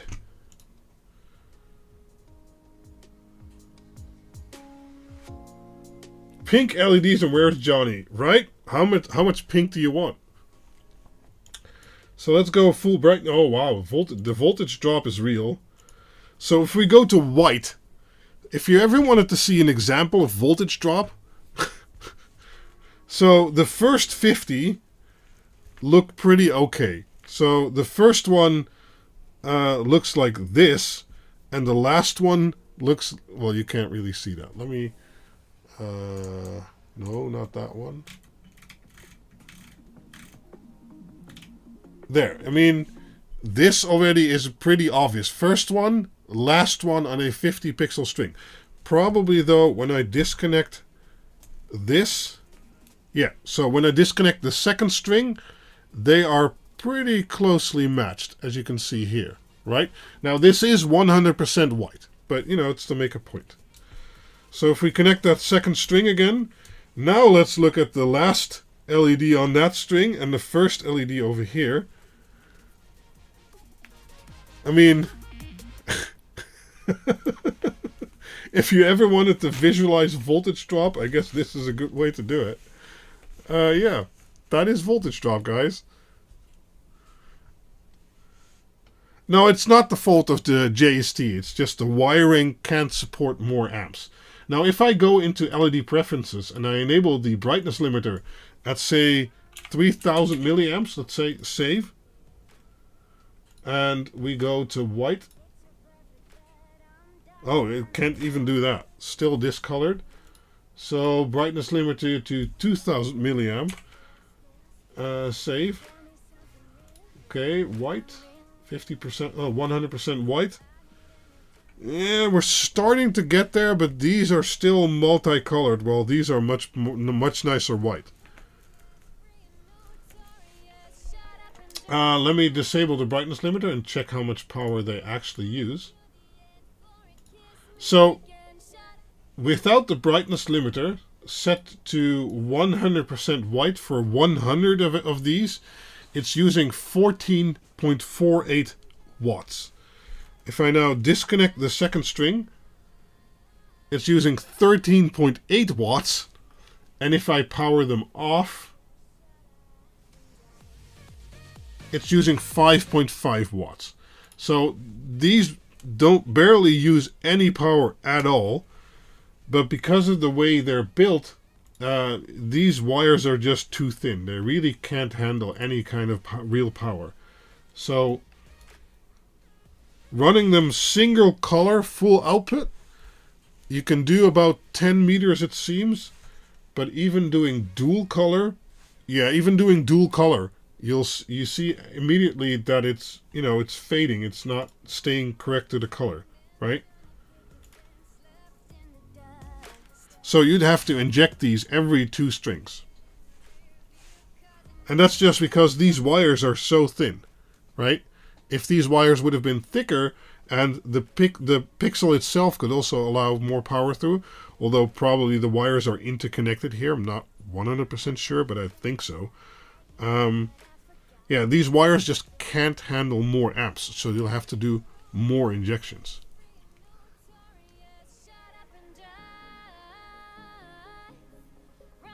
No, Iman, even then, unless it's a middle injection, then you could maybe exceed what the JST can handle. But otherwise, the wires in the strip are going to be the limiting factor, because it just won't take in more power. That's why we have to do injection points to start out with. But let's do a little effect here, because that always uses less power anyway.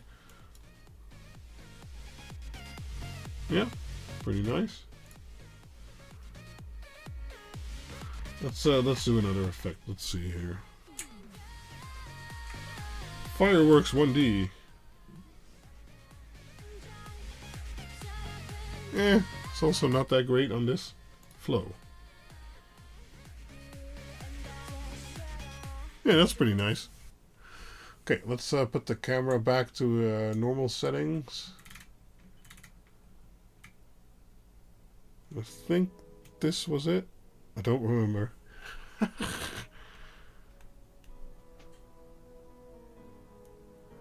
Oh, maybe do a quick end injection to show the difference? Sure.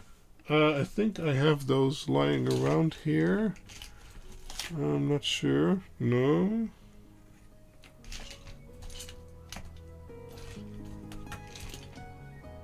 Yes. Okay. So let me turn off power. And we'll do an end injection by using the other side of the JST plug. Now this one isn't color-coded correctly, so I always have to look at it for a little bit. So red goes to red, green goes to green, and blue is white. Okay, I can do that.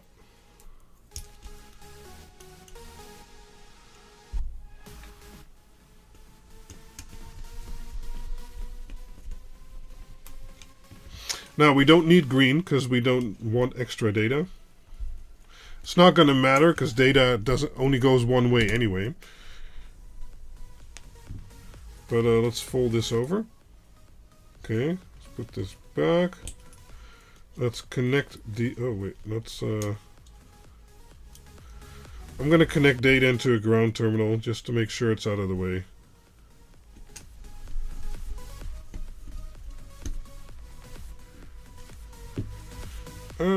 Okay, so let's connect the first part here and apply power again. Okay, let's go, let's see, brightness limiter should be off. Yes, it is. Let's go white, full power, right? That's also what we just saw. But if I now take the end of the second string and I plug it into this connector, well, you can immediately see the difference, right? So this is without power injection at the end of the second string, and this is with. And you can also see it in the power usage. Currently, it's doing 22 watts out of the socket. Okay, if I disconnect the power injection, it's now down to 14 watts.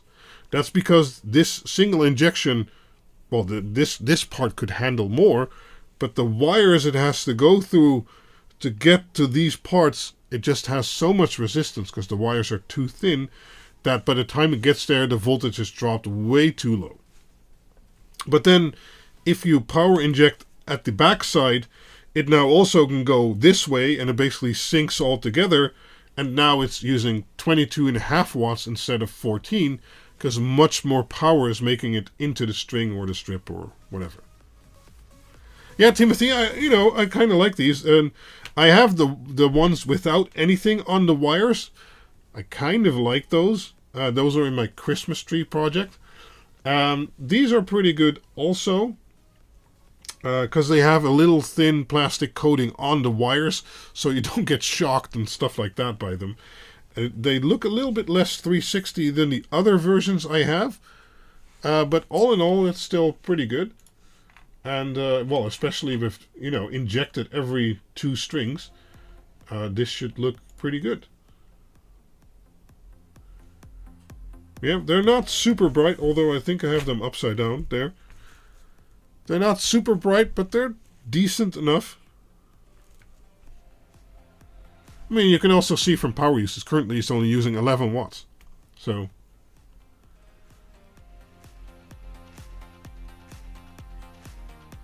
yeah, that was a good suggestion there, RC Car Vids. 12 volt will, have little less problem than this, but it depends on how they implemented the 12 volt, how much so. But percentually, if you have 10% voltage drop, with 12 volt you can drop 1.2 volt, while with 5 volt you can only drop 0.5. So it's actually the same link that I shared before, but then the first version. But I have them in my Christmas tree document. Let me link that real quick. There. All the information about how I hooked up my Christmas tree is in there. There, I think I did 1 injection per 3 strings. Because I don't run RGB white 100% at any given time. So then you can do with a little bit less injections. And I think per 3 strings, front and back, or middle, if, is a good way to do it. But all the videos are in the Christmas article. What is your most favorite LED strip? Oh, I think it would be the 24 volt cob addressable neon, as I call it. I have a video about that. Those I like a lot. Those are so bright and vibrant. They're excellent.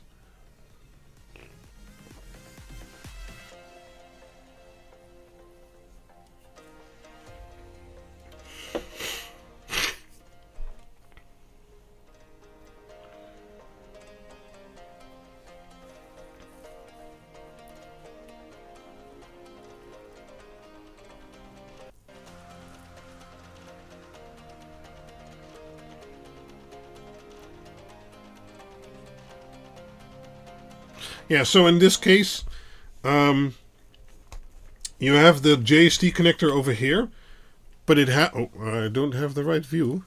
You have this JST connector over here, but you have these 2 separate wires. You could say, oh, but you have to connect those.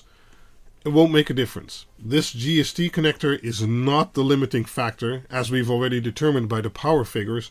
This is not even doing close to 3 amps. So connecting these wires won't actually do anything, because it still has to travel through all of the same strings or LED or wire, basically.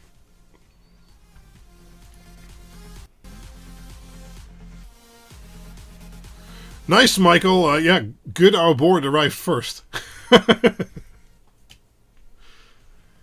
Any plans to make a controller with built-in or add-on in show player or FM transmitter modules? Not sure about that yet. I have some plans for something in the Dig Octa lineup at some point, but I don't know when yet or how, or yeah, I'm not sure.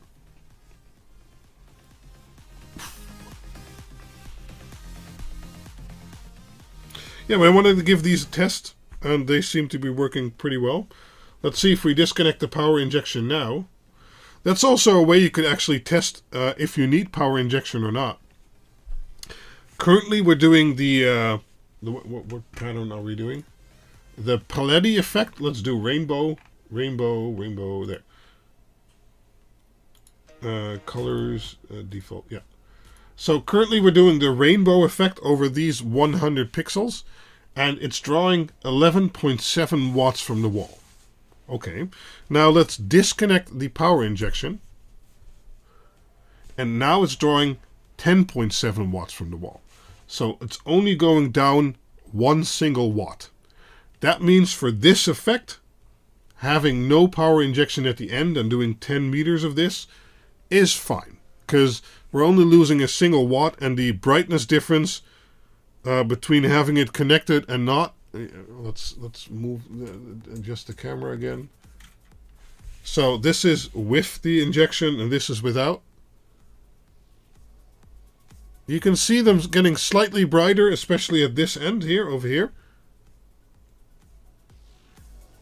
But it's not that much that it will be very obvious and shocking if you're going to do this effect at this brightness, right? So you can determine for yourself if you need power injection or not by connecting a power injection and then seeing how much the draw from the socket changes. I always recommend getting a socket power meter because that's the easiest to use. And if it's only a 1 watt difference, it's probably going to be fine without an injection and nobody will ever notice, right? Hello, sir. Got a question. I recently added the ESP A+ on top of a Duno. Is it okay if I use one of those little small power distribution non-fused boards like on Amazon? Oh, Dig Uno. Okay. I would always recommend a fused power distribution, even with 5 volt. Because a fire is in a small place, and for instance, if a short circuit would happen on one of these wires, they can handle 5 amp or whatever for a little while, but not too long, and then they will burn. So, yeah, I always recommend having a fuse there. So if you need to do power injections, I highly recommend getting a Dig Quad, because that has power distribution, fusing, large cable diameter connections, etc., all built into the board. On a Dig Octa 12 volt system with a power 5 with a 5 volt power supply for relay control over the 12 volt power supply board, should the Q power post not be connected between the power... okay. So on the Dig Octa, it works different than on the other boards. The Dig Octa will always make sure there is 5 volt coming out of the special relay connector. So, hold on.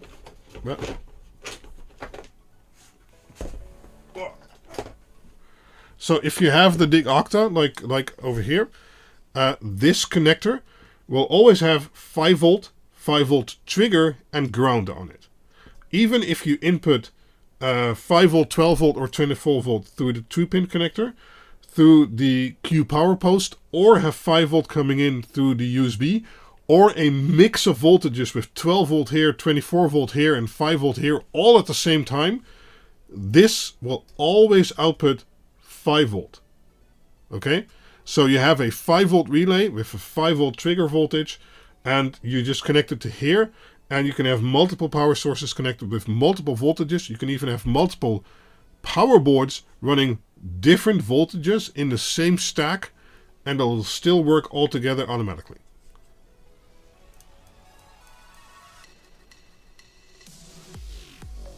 What happened to the LAN? What do you mean?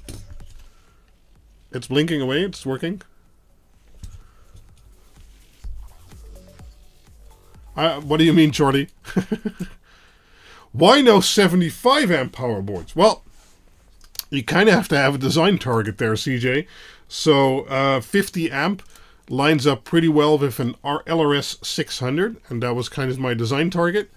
And those are 100 amp at 5 volt or 50 amp at 12 volt. And then there is the 7HC that can do 100 amps. So generally, I'd say 50 amps is plenty for projects.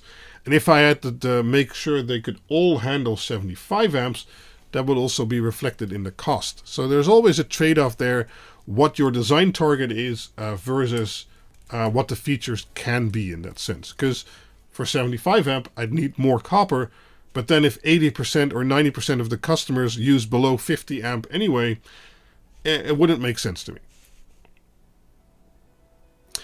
Oh no, the party. Yeah. So the LAN parties are kind of kind of dead. Kind of sad about that, actually.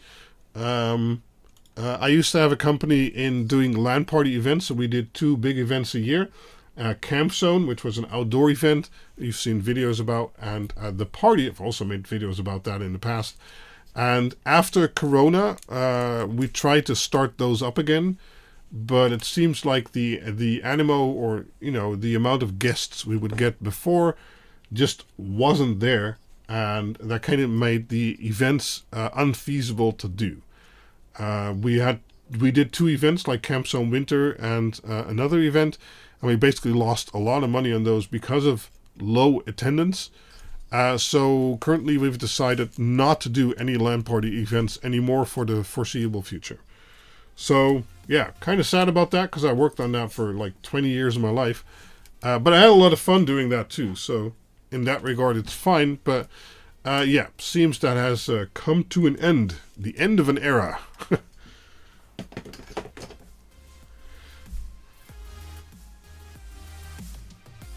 Let's see here. Peter Gatyan says, do you think RGB plus WW recessed downlight can be paired with WLED? It has SMD 2835 chips, possible with 3 wires separate. No clue there, Peter. It really depends on what chip and controller is in there, etc., etc. It's impossible to answer. Michael Transter says, I read your articles about the dip switches on the Dig Uno. Can you explain the difference between the 2 resistor selections? That's just, what I found, and Philip also did a lot of testing on that. 2 values that work well in those 2 different situations. So that's why I went with those values. So lots of scoping and testing, hooking wiring up, having it coiled up, having it stretched out all through the house, etc., etc.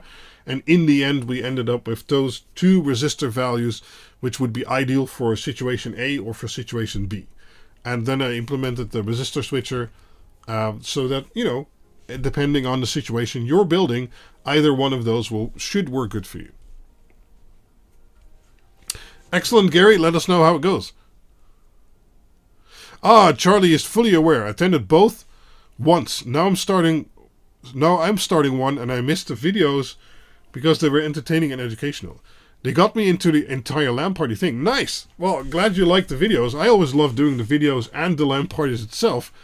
But if there's just not going to be enough visitors to sustain the events like they were, for now we've kind of decided to stop doing them. So, yeah. So no meet and greet anymore. Well, not on Camp Zone or anything like that. Sorry. Leonidas says, I've got the 12-volt Cobb neon LED, or LED, but it's doing its own thing and does not show the color I'm telling it to. It gives different colors and only the first and the first part only flickers. Ooh. I don't know. Maybe flip the resistor switcher and see if that helps, Leonidas. I don't know. It really depends on the setup. Come to the Discord server and discuss your setup. And we like to help out. So it's a bit busy. Could take a little bit for right now because there's lots of people on there. But yeah.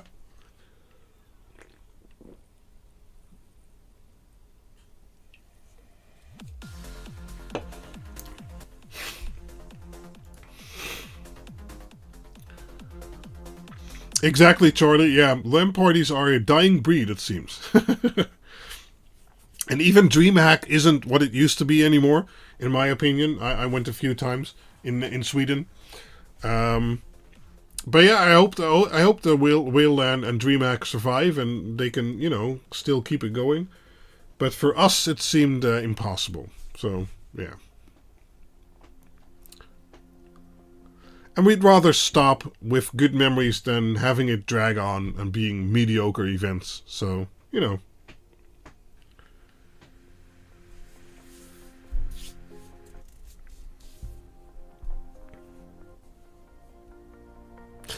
Hey, Draadstaal, are you still here?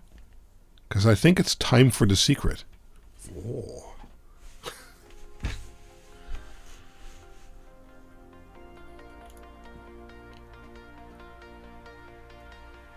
Is anyone still here? I hope so. Oh, there's 108 people here. Nice. Hello. Sorry. What's in these Cokes? That's not good. Maybe I should have joined Johnny to the bars.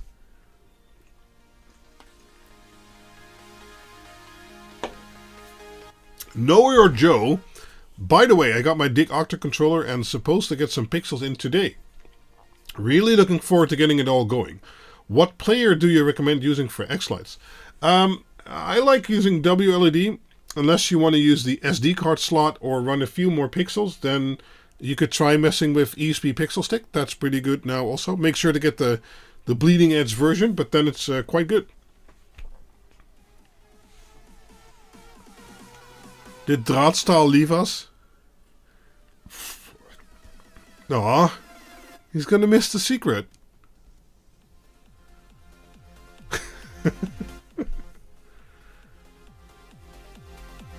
Oh, Draadstaal's still here.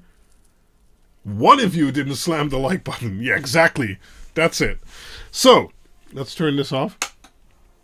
These pixels are nice, but as I was afraid of, the voltage drop on these things is real. So, I wouldn't recommend running more than 100 without power injection. And I'll do some measurements on these later, but yeah, that's tough. That's tough. I mean, you're going to need to do a lot of power injection on those. But it's okay. The rest, yeah, okay. So I have been working on the analogs boards. I've been mentioning that a few times now. And I made a prototype recently of... Oh, no. Give me this cable here. Okay. Of the AN Mini. And it's not going to look exactly like this, but this is pretty close to its final form. So a large problem we've been stuck on is these plates for the end and the back for the case design. And the main reason for that was getting the connectors in there correctly. And I think this is a prototype PCB I've made for myself. It's not going to look like this in the end. We're thinking black case with black PCB boards, because I'm going to be using PCB boards to get them out as quickly as possible now, and we'll probably update that in the later revision, but using PCBs in theory is just fine. So now the USB-C connector should work. Let's see if this goes in here. Yes, it does. Might not be able to use the antenna at the same time, but might also be able to, not sure.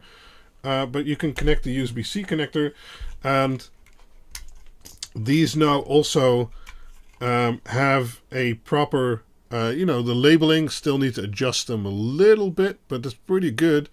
And it's pretty clear what does what. And this is power in. It's the AN Mini, USB-C, ground. So they have pluggable connectors like so. Right, and you can easily see that you need to connect ground and plus on this side. And then on the other side, we have two positive output terminals. Oh, it's not focused. Two positive output terminals. And then we have 5 channels, so L1 through 5. And those will each have their own GPIO pin. And then we have a stemma QT connector. And this gave us a large amount of problems. But I think I managed to do it correctly like so, because we can just plug this in. And I think that sits pretty good like that. It's no problem. Even if we add this connector back there. This is going to be red instead of orange because it's pure positive out.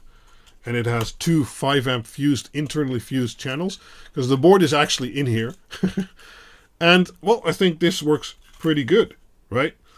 I wish the USB-C connector wouldn't be as close to this antenna connector, but there's not much I can do there because there's just not much more room on this case. But yeah, this is somewhat, well, it's not the final look. 'Cause the final look should look better. But, this is approaching somewhat more usable and final state, right? So that's kind of what I wanted to show. Know Your Joe. Yes, if you use the ESP Pixel Stick firmware, you can use sequences loaded on the SD card, or you can use it as an FPP remote. so that it only sends sync packets over the Wi-Fi instead of sending the whole show, basically.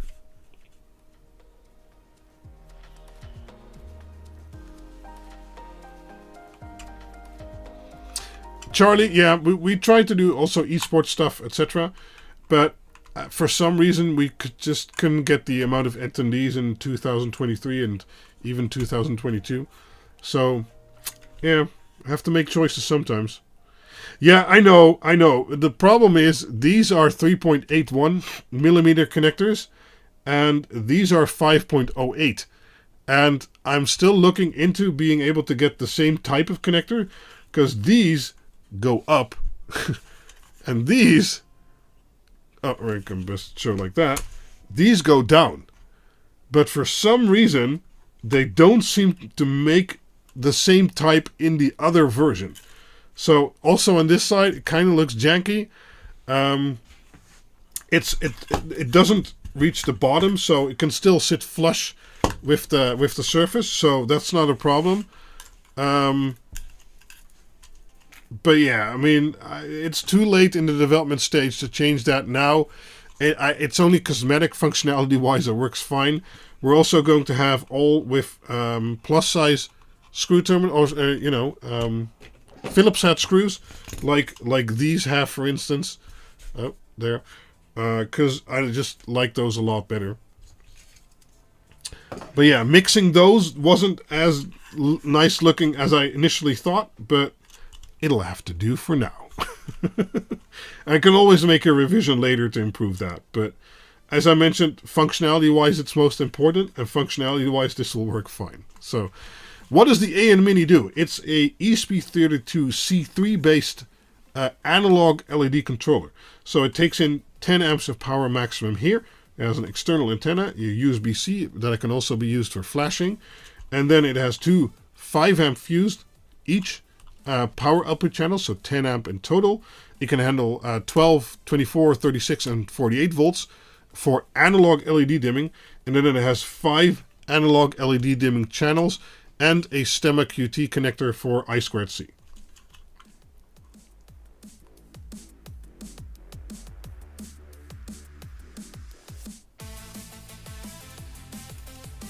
No problem there. Know your Joe. All good. Charlie W., if you ever want to take the trip to Norway, then we will always have a special seat reserved for you. Oh, that's very kind. I shall return sometime in the future. Cool. Sure. As I said, I've been to DreamHack a few times, but yeah. Well, that's very kind. Thank you. Yeah. So that's the AN Mini in its current form. I'm going to improve this, and then hopefully we can actually get this produced in a somewhat decent quantity and go and iterate from there, basically. I'll be there in 2 hours, so can you gift rip that for me in the meantime? What? Why? You miss CZ. Yeah, I miss Camzone too, man. Camzone was great. There's going to be another festival by some friend of ours who also were on our crew, and they're setting it up, a much lower key. And that's What the Heck, or not What the Heck, Tech Walhalla. I have to look it up. If you're on the Discord, ask me there, and I'll send you their link. But they are going to try and do something Camzone-ish, like in the next summer. It's only for like 100 or 200 people or something like that, but could still be fun to join.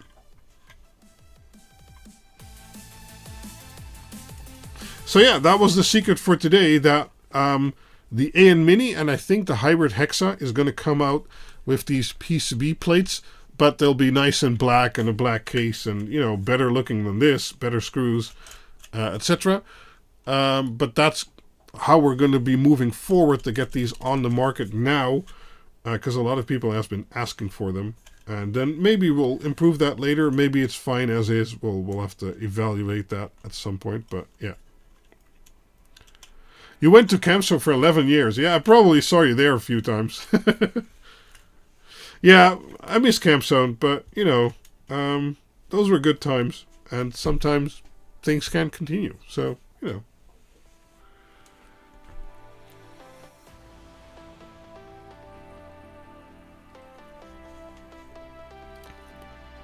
Martin Ward, can I ask about the new dig to analog boards? Will they work with 5 volt or is it only 12 to 24? They will only work with 12 to 24 volt. But what you can do is if you take a dig to analog and you take a dig quad, like here, you can take the data output and the ground and wire that into the input section of the dig to analog, and then have a 12 or 24 volt power supply coming in to this section here, and then you can daisy chain other boards with positive, negative, and ground data here. That's no problem. But then you'll only have ground and data coming from the dig quad into the board. That's how you get the data. And then you'll have a separate 12 or 24 volt power supply for the analog LED strip, so that gets power that way. And then you can have a whole chain of the boards if you need to, right? So even if your dig quad or whatever is working on 5 volt, you can still use it to give data to these boards while having a separate 12 or 24 volt power supply. You just need to make sure you don't have a positive going back to the dig quad. And preferably you have something with a fuse in between feeding the 12 or 24 volt. But other than that, you can easily use it, no problem. Right? So just make sure no positive is going back to the dig quad, and you have data and ground, then everything's great and it should work fine.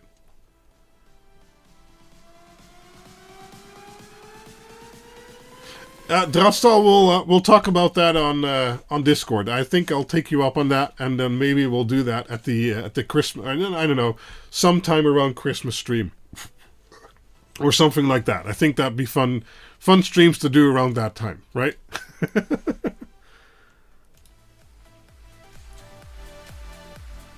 I guess I should maybe add an article if you're running a 5 volt Dig Uno quad or Octa, that you can still use these with 12 or 24 volt, huh?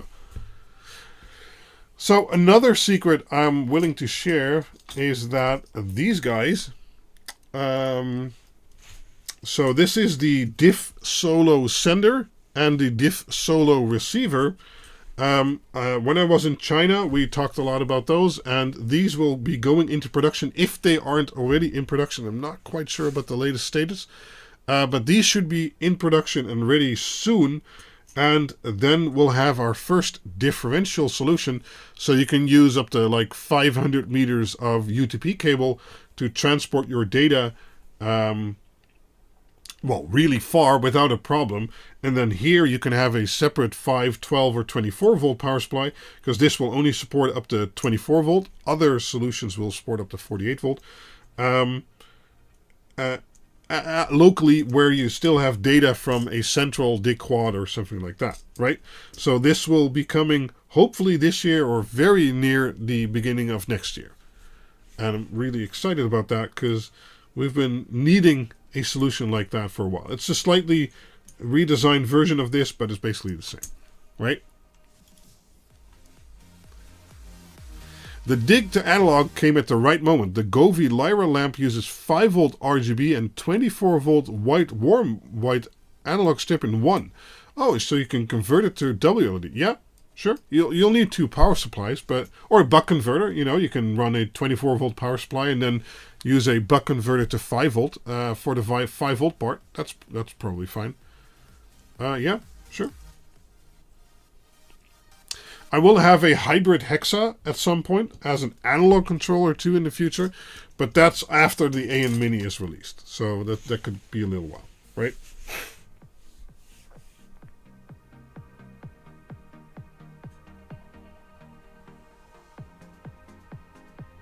Cool. Well, we've been streaming for 2 hours and 20 minutes. I really miss talking to you guys on stream. But I think we're going to put an end to it. Sounds so negative. Oh, their 24 volt adapter plus a buck converter would be a great solution, I think. Yeah, I think so too. Yep. Right, so that's going to be it for today. Lots of talking. I hope I answered some of your questions satisfactorily. I don't know. I hope that it helped. And if you have any more questions, leave them in the comments or come to the Discord server, where often lots of smart people are around and can help you out with your questions and things like that. Right? Thanks for joining, guys. And, well, I hope to see you back in a future video or a future live stream. Or on that Discord server. Wait, what? Do you plan to ready Quinled AN Quad again? What? Well, no. The AN Mini is going to be the first pre-assembled analog board in that sense. But I'm cutting out for real, guys. Talk to you guys soon. Bye-bye.